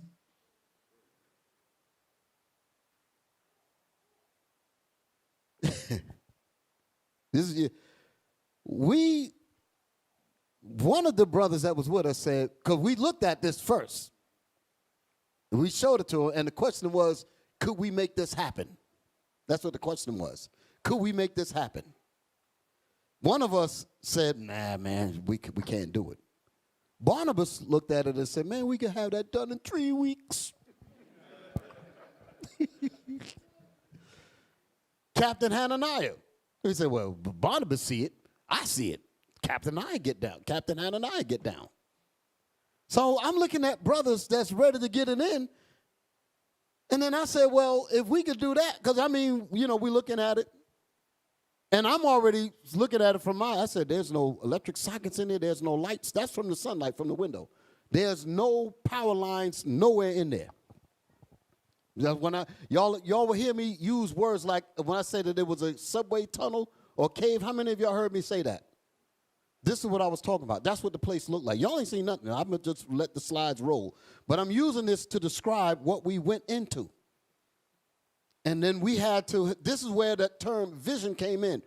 When we went in there, this is what we saw with our eyes. But in order to get beyond this, you have to see what's not there. You have to see what is not apparent to your eyes. Faith is the substance of things hoped for, and that faith, which is the works of us uniting our talents together, that became the evidence of things not yet seen, which is what this turned into. Y'all all right? So as this was happening, we saw this. Immediately, the drawings had to start drawing out this and that. Barnabas had to come in with his tools and his skills, and we all working. We literally sat down and actually had, like, we took them folding tables, and each of group had their tables, and we had to draw out what we needed to do to get that place up to where we needed to. Can y'all dig it? All just because we was put against a wall, while at the same time, I was working in Manhattan. I watched the white man build a building right in front of me. What I mean by that, when I say I watched them, meaning that the times that I was there working, they actually started to build a building right in front of me, and I watched how they do it. They sent in laborers. They sent in cement layers, steel workers. They had teams that was going in. They do their job. When they leave, another group come in behind them, another group come in, until the dang on thing was getting built. And I'm sitting there watching this, and I'm thinking, I'm like, how in the world am I going to sit here knowing what we know, and I'm going to watch this man just build a building right in front of me, and here we are. We got the skills to do what we need to do. We're going to get it done. And that's how we had to talk. We had to literally talk like that. We going to do it. We going to get it done, and ain't nothing going to stop us. And that's the fire that came behind that. And we went in there and did it. Then the kitchen got involved because we were working around the clock. The food line, because we did not want to have to stop, because the congregation can't come to this. So we were keeping the Sabbath in our houses for a few weeks. But we had to encourage them, don't lose faith, because we are building our sanctuary. You feel me? It was similar to what happened here. When we had to leave Concord, we didn't come, did we? I'm trying to remember.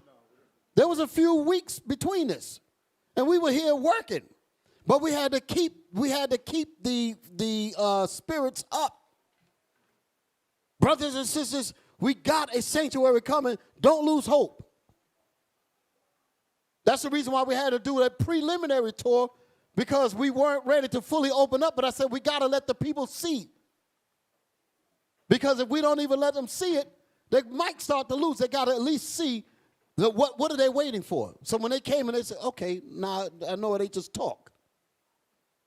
That's what happened here. Y'all all right? So when we were doing that, and like I said, watching them, watching this man just build this building in front of me, and I really began to say, I said, why is it that we can't do this? What is so great about them? I mean, I really had to say those things to me. And that's the reason why sometimes some people see my passion and my anger when it comes to us not doing the things when I know that we got the capability of doing. Because I know we're great people. And when I don't see that, I get angry. Because I know you're the greatest people that ever put your foot on this damn planet. And when I don't see that, that angers me. So when I was watching, when I saw that happening, I'm like, why is it that we can expect all kind of greatness from them, but we can't expect it from ourselves? Then at the same time, we giving billions and billions of dollars away in the U.S. economy every year. We can't get nothing done like this. Y'all understand what I'm saying? So we start planning. We start making it happen. The sisters that were that was preparing the food, they got a chance. We had to make it somewhat safe for them to come in. They couldn't come in right away. We had to make it halfway safe so that they could bring it, and then, and we can let them go back out. But we couldn't let them stay there. But, they see it happening. And you can imagine, because if you look at things in retrospect or hindsight, you might be able to say, oh, man, that wasn't really that bad. But if you never seen where we are today, and that was your only reference of progress, your spirit might not be as what it is today. There was no seeing, for some of us, there was no seeing beyond this. So you really have to really put some work in to really show that, listen, we can go beyond this here. So it took a lot of work, spiritual work, mental work, physical work. So let's let them pictures go. I want y'all to really look at what you're looking at. We had to, like I said, build the walls. It was all stone. Y'all all right? Look at this. Look at this place. That's when we started to gather our tools up, because we getting ready to go to work. We getting ready to build. Go ahead. Those were there. This is a basement. It was basically, this place was a plumbing supply area. No electricity. Slow it down for a second. No electricity, no. It was basically a storage where they used to just keep pipes. That's all they kept down there, a bunch of pipes. We told the landlord, oh, yeah, well, if we're going to deal with this here, you got to get those pipes out of there. I said, we'll take it after that. It was loaded with pipes. That's the picture that we saw in the ad. That's when the brother said, yo, we can't make this happen. So once they cleared the pipes out, this is what was left. And to show you how messed up the place was, the landlord gave us 3 months free with a contract of 5 years. 3 to 5 years. I think it was a 5-year contract. Understand how that works. You'll sign a contract, and I'm going to give you 3 months of free rent. But and that 4th month come, pay. You follow me? That's a contract that will have you locked in for 5 years. Y'all follow me? So again, the pressure is on our back. We get ready to, the question is, do we sign a 5-year contract with this kind of place? The pressure, the stress. How would we get the people to support us with this? You really got to really do some spiritual work to really show that, listen, we are going somewhere. You got to really paint vision.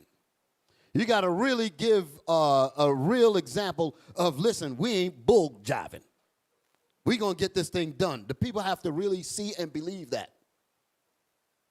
And usually, when you see people believing like what people say about leaders, if you see leaders that are really serious and you see they really got some direction, it's easier for me to follow somebody like that. Because if they have so much faith in this thing and they're actually working every nuance of their spirit in it, it's bound to have some kind of return. So we got in here, so the guy gave us that as our option. 3 months. After that, pay, and I forget what the amount was. I don't remember. But as you know, New York ain't cheap. Y'all follow me? So we would have been on the hook. We were on the hook, basically, for 5 years.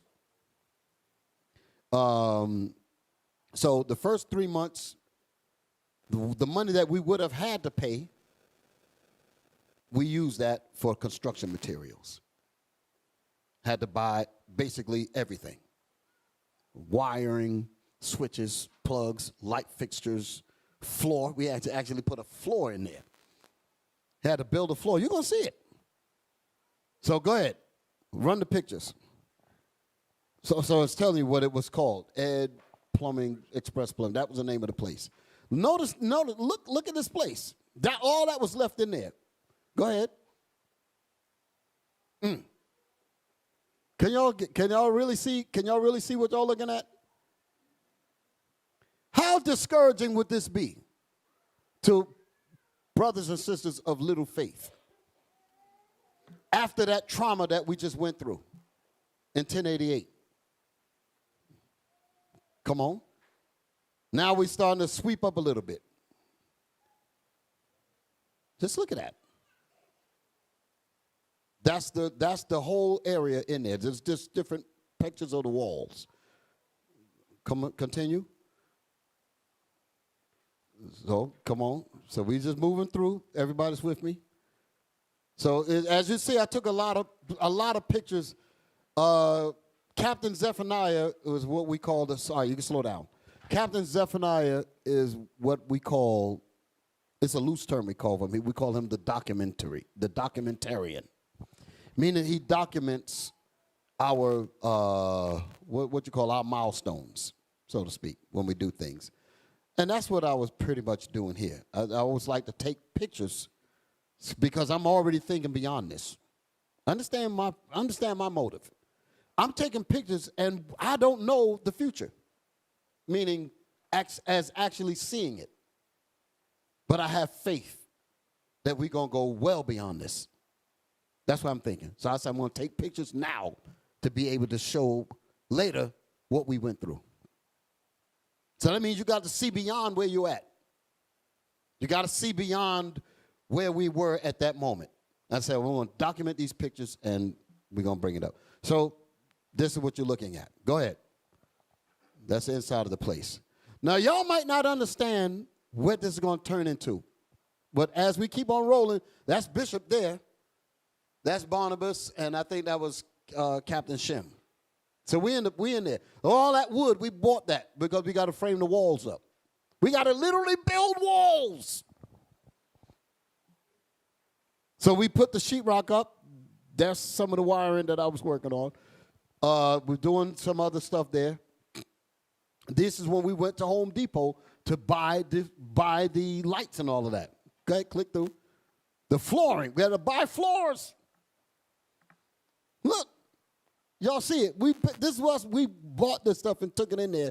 Meanwhile, paying because in 3 months we're gonna have to pay, and if this place ain't finished, we still got to pay for it. That's how it works. Go ahead. So we're trying to figure out what lights we're gonna use. Blah blah blah. Okay. Go ahead. So as you see progress. Correct. That's what's going down. You see the flooring stacked that we ready to roll. Damn. Look at this. And we looking back at it now. But that ain't how it was as y'all saw the beginning stages of that. So when I talk vision, I ain't just talking jive. This is where we come from. And you have to believe in this before you actually bring in one screw, one nail. You got to see beyond this before you even start. It has to be seen in your head first. Go ahead. Barnabas. This is Barack Barr. He was a brother that died. We missed that brother. Great brother. Okay. Like I said, building the floors. Look. We had to actually build a floor on top of a broken floor.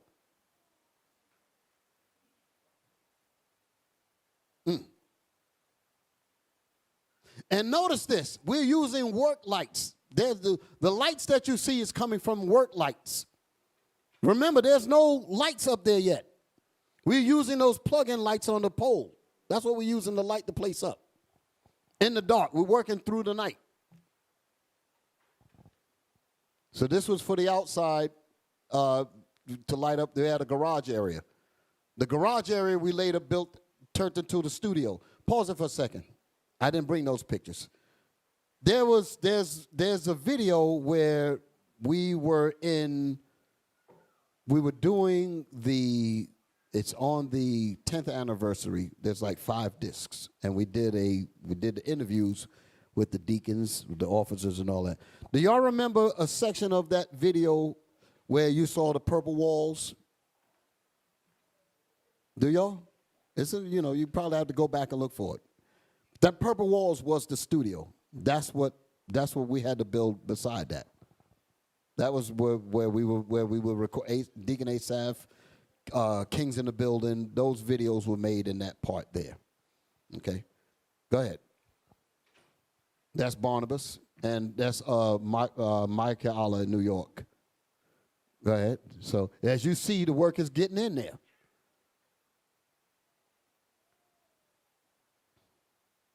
That was me, my little meter. As you can see all the stuff on the floor, all that, we had to keep buying that stuff and doing the work. And you notice that we got plastic bags on the windows because we don't want people looking in. New York is thievery. They see that the place, if we ever left the place and they peek it in, they say, oh, they got flooring, they got tools, they got this, they busted in. They're taking it. Thank you. So we blacked the windows out because we know how it is. Here's New York. I mean, the bathrooms, we had to do that. Go ahead. Look at it. Look at what we went into. But keep on going. You say to yourself, damn. That's Captain Abiel doing some painting. And we were using every talent that came on the deal, we were bringing it in. So the walls are up, we're painting the walls now. There's Captain Barnabas, he's painting, getting it in. You see the floor. Notice the floor is done. That's the subfloor. We didn't put the planks down yet, the wooden planks. Go ahead. That's Deacon Ithon, he getting it in. See the work lights? That's what I was talking about. That's what we use to light the place up. Go ahead. Notice, are y'all starting to notice how the place is coming together? Go ahead. We're still using those work lights. This is in a basement. This is incredible. They don't even look like the same basement. No, that's the same place. That's the same place. There was a leak that was coming from the apartment above us. That's what brothers was working on that. These are the light bulbs that we had to use to put the fixtures up. Now, this is the time when the light fixtures were starting to get put up into place. Okay. Bishop, y'all put that ceiling up as well? That we painted it. Those metal pieces were there, but we had to treat all of that. No, a lot of that we had to replace. A lot of it was missing. A lot of work, as you can see. Captain Shim with the flooring. Who is this? That's Barnabas again. Go ahead. Go ahead. This is Captain Hananiah and Barnabas. Those two always work together. Okay, so we put in the flooring down. Are y'all seeing this?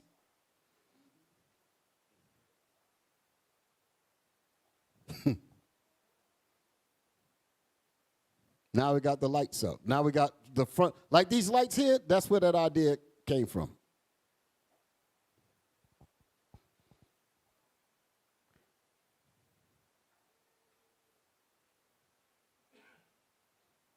Tell your story after this. Just hold it. There's Captain Joel and Captain Hananiah. Look how tired those men look. Putting in that work, baby. Go ahead. Getting it in, putting that flooring in. Still ain't put the lights up yet. This is still dealing with the work lights. Now the lights are I'm starting to get the lights going on. Come on. Just waiting to connect them up and all that. So those are the placements of it. Hold it. That's Deacon Joshua. What he was doing, he was using this material called to encapsulate pipes, because pipes have asbestos. So you had to encapsulate that so this doesn't break loose and all that other stuff. So that's what was happening there. That's why he's got that suit on. We were making sure that none of that got on us. So we had to encapsulate it before we let anybody in there, all that kind of stuff. So, okay. As y'all can see, can y'all see the transformation? Look at it. That's me and Deacon. That's me and Captain Abiel. We're actually putting up the light fixtures there. There's Captain Barnabas again. Okay, there's more painting. There's brother, Soldier Barack Bar actually. He wanted to give us that facial. All praises. That's my brother. Okay, so as you can see, the work was rolling. Okay. We had to do that, had to paint that. That was a set of the piping that came from the second floor. We had to encapsulate all of that. Okay. So hold it, right there. You see the lights on. That's the actual lights that lit up the place. Okay. Now go ahead on.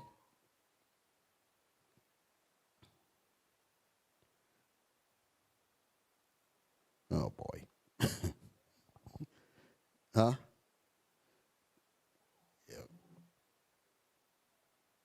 So that's the back bathroom areas. Okay, so we're dealing with the women bathrooms, the men bathrooms. That's what we've been doing in that area there. So, as y'all can see, we had to really get it in, right? So I'm just running through these things, just letting y'all see. Bishop, did the inspectors have to come and look at it? Yeah, we had all that done. We actually had some of the brothers that actually worked for the city that was able to make sure that everything was coded and all of that, so. Yep. So now we set up, that's part of the setup there. So you can see Deacon Asaph and Deacon Ithon. That's the table where we was teaching from. You see, look at the old system that we had with the wired mics and all of that. Okay. So what we were doing there was really testing out everything, making sure the sound worked and all that. So that's what was going on there. Okay. Now, just pause it there. Do y'all recognize that look? So those classes like joining Israel, the organized nation, this is what the inspiration was about. This is what inspired it. So when I was talking about us standing up and being counted, it's coming from not only our history in the Bible, but from the works that we had to do and be men and stand up and do what God gave us the ability to do. Go ahead. I ain't had no, did I have gray hair? Yeah, I had some gray hair there. Okay, stop. That's the inside of it. You see where the chairs were. The sisters' chairs would sit this way, the brothers would sit that way. You had the TV in the corner and all that. Okay? And there you go.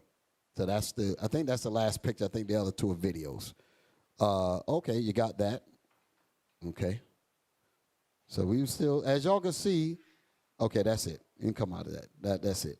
So all praise to the Lord. Give the Lord a hand.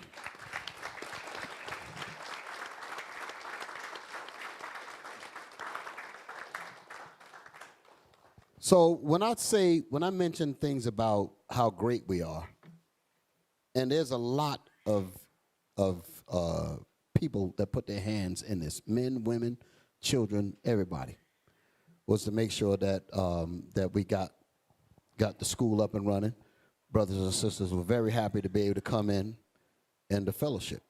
You know, we even ran air conditioning in there later. You know, yeah, we ran air conditioning in there. You know, with the inverter system outside with the, you know, that. So we had to do that. And that's how it went. So from there, that's when we went to the Mount Vernon building and did the whole process all over again. And y'all think y'all have seen that video. Okay. And then from there, we came here. Well, I came here. And, you know, and we got another spot in Eden, New York. I mean, Eden, North Carolina. That's also going to come on through. So the work doesn't stop. The work doesn't stop. And our ability to continue to stand up doesn't stop. Okay? All right, so give a couple more scriptures, right? And then give the brothers and sisters a break. Y'all all right? Okay. Yeah, 14:22. 14:22 to 27. Wisdom of Solomon, chapter 14 and verse 22. Moreover, this was not enough for them. So this is a case. Now with what I just showed on the video is the great work that we did within our collection of righteous spirits. Everybody's with me. But while we're doing that, there's still evil on the outside of these walls. There's evil on the outside of this project that I just showed y'all. Y'all all right? So as we move to do these things, you got a lot of wickedness that don't want to see us come to the reality. And mind you, I forgot to mention this. The landlord was a lawyer in this place. That was, you understand? He knew the law. He really thought that we were not going to get that place up and running. You feel me? He knew he had us locked. He came downstairs once the place was done. Because the neighbors, man, they hammering, they doing all kinds, so they complained to him. We worked on this thing for like 2 months. This thing took some time to get this done.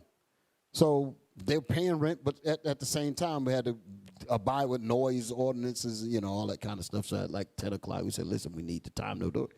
You're trying to hold us to a thing. We got to get this work done. So he gave us a 10, you know, to like 10 o'clock. And, you know, after that, then So we had to understand what we had to do. We had to organize how we did things. All of the heavy type of work, we had to do it during the morning hours, and that we had to leave the quiet stuff to work beyond that into the morning.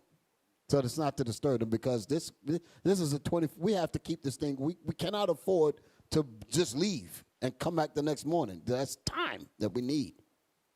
So a lot of organization came in to do this here. So when the guy came, so when it was all done, he comes down, because like I said, he did not expect that we would get the place up. Y'all saw that last picture? Go back to that last picture with the chairs. He came. Y'all already know.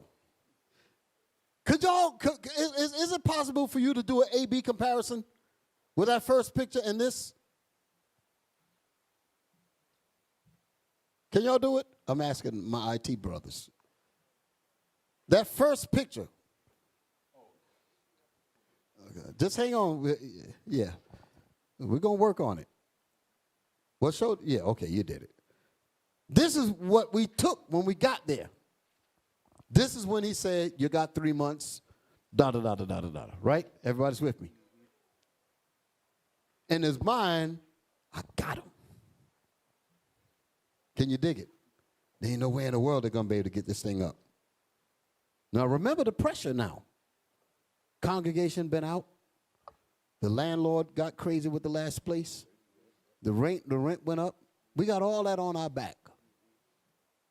We were forced, not like we were unwilling, but we were prompted, I guess I should say, to look inside our talents and see what we can do as an organized nation. That's when that term came up. That's on the back of our shirts. It came from this here. We had to look and say, you know what? We got no choice. We got to do it. So we inherited this. Now show the next picture. So then it ended up at that. So the guy came downstairs and he saw this. He didn't see none of the project. He didn't see the progress, the process. He didn't see any of that at all. His last memory was what that first picture was. Then he comes down and he sees this. Guess what the devil says? Nice color.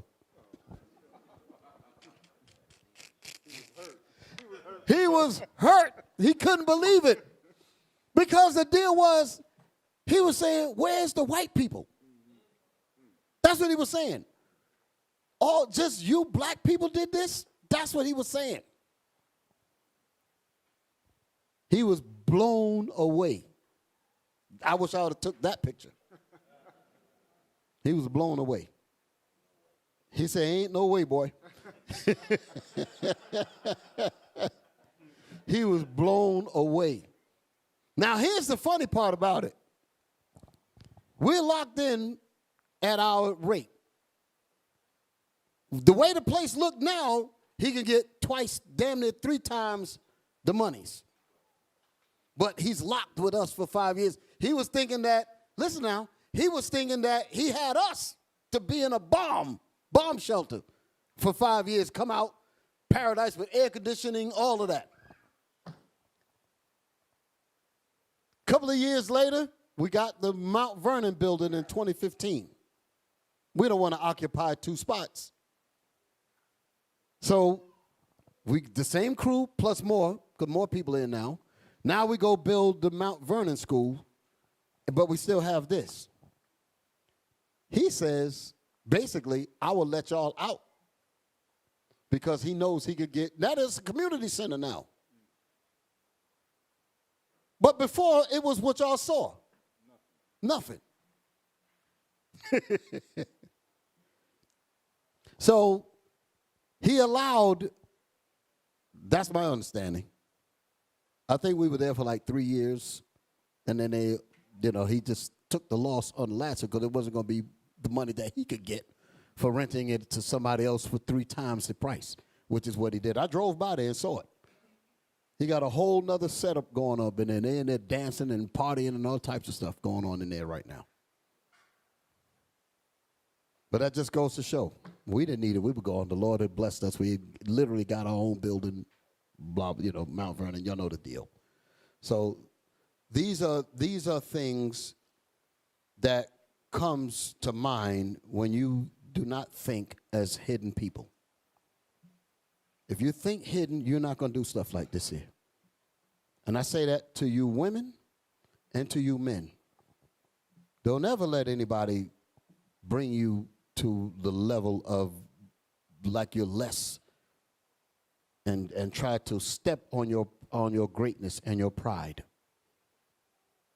I'm serious about that. Always hold your head up high because you are the people of the Lord. And if you're the people of the Lord, it's nothing expected from you but the absolute best. And that's how I see you. Some of y'all know me in here, how I deal with things in this building that I don't like. I said, why are we allowing this little thing to happen this way and the little piece of that fall? I said, we're better than that. I want it tip top because we are the tip top people. I don't accept mediocrity. And if I don't accept it, I don't expect you to accept it either. You have to have that thing that whatever you put your hands to, that's excellent right there, brothers.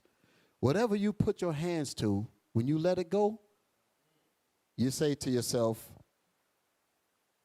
I could put my name on it because I put my very best in it and it represents me.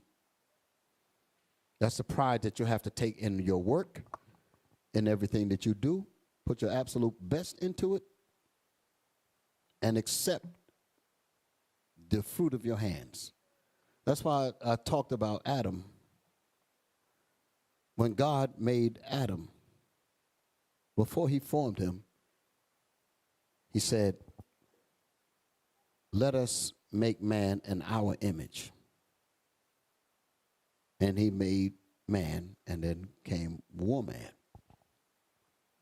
And before man was made, God had to see man in his mind first. Before the earth was made, God had to see the earth in his mind first, in God's mind. He had to see day and night first before night and day existed. Y'all follow me? So if that's how God is made, he made man that same way. He gave man the ability to have vision in his head that is not yet seen. But what did God do? God manipulated the elements to create daylight. It was all, like the Bible says, the earth was without form and was void and without form. And he had to take half of the elements and shade it to create daylight and night. Okay? Then he had to take the elements, the molecules, and make earth. And to make the dry land and the seas, the water, vegetation. He had to see that in his mind first. You feel me? Then it was created. Then he said, I want to make man to operate the same way. He puts man on this earth, the black man. The black man. Put the black man on this earth. And he gives Adam the same mind that operates like his. Okay, Adam, I'm going to put you on this earth with vegetation, water, land, and you are going to have to formulate clothing. You're going to have to formulate housing. You're going to have to formulate everything else. But in order for you to formulate it, you'll have to see it in your head first. When he saw it in his head, then he had to train his hands to go out into the earth and draw the materials and fashion them to mimic what's in his head. That's vision. The chair that Adam would sit in did not exist before he put it in his head. The house that he had to live in to cover shame, like the scriptures say, did not exist before he had to put it in his head. He had to see it in his head first. Then he had to take his hands and manipulate the minerals in the earth to bring forth chair, to bring forth clothing, to bring forth the house to cover shame, to bring forth a vineyard. He had to see that in his head first. And if God can do that with Adam, and we're the children of Adam, why is it that we can't do that? So we are to never let anyone kill your aspirations for greatness. I'm almost 60 years old, and I've seen a lot of situations where people have allowed negative people to kill their spirit, to kill their ingenuity and their desire to be great. And I hate to see that. A people that is bubbling with talent, don't squander that talent. Christ gave you that talent for a reason. That's what I was going over last week about the pounds. He gave us the pounds. He said he gave one 10, he gave another one 5, and he gave another one 1.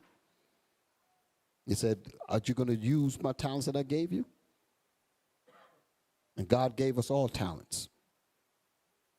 And that's what we had to do when that landlord got funky with us.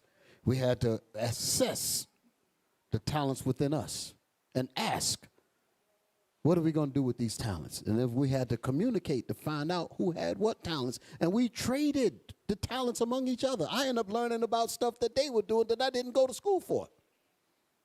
Same thing with some of the others. We're trading, and we're able to get the work done. And that's just on a, construction level.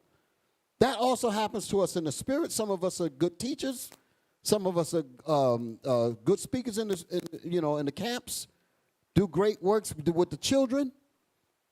Do great works with the Titus 2, the daughters of Sarah. These are different skills that each of y'all have.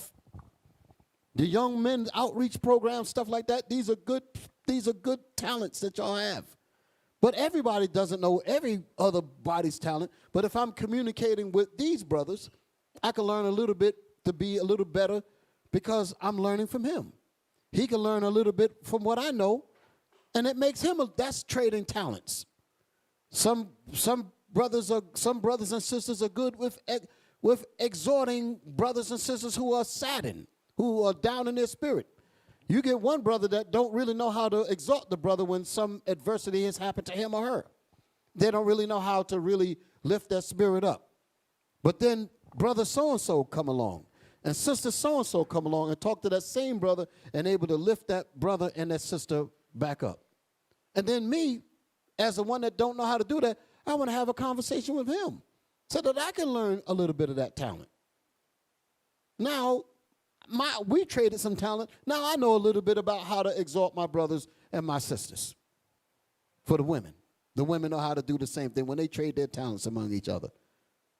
This is the greatness of unity. This is the greatness of being in this congregation. And we pray to the Lord that he keep his spirit with us and keep moving in the right direction. So with that, I'm going to stop with this section of it, and I'm going to continue maybe in another 2 weeks. All praise to the Most High. Shalom.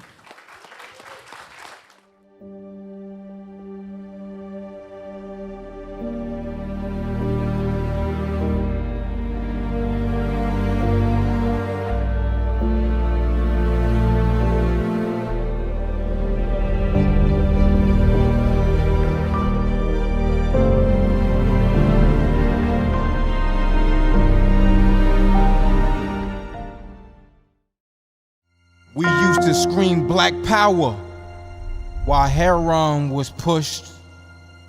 But at the end of the day, nothing's in vain. IUIC has been given a vision. The tents of Judah has risen. Many has attempted the mission, minor murmuring, omitting, and missing the mark. Just reading that he had the flame of fire in his eyes gave us the spark. We on Paul's mission.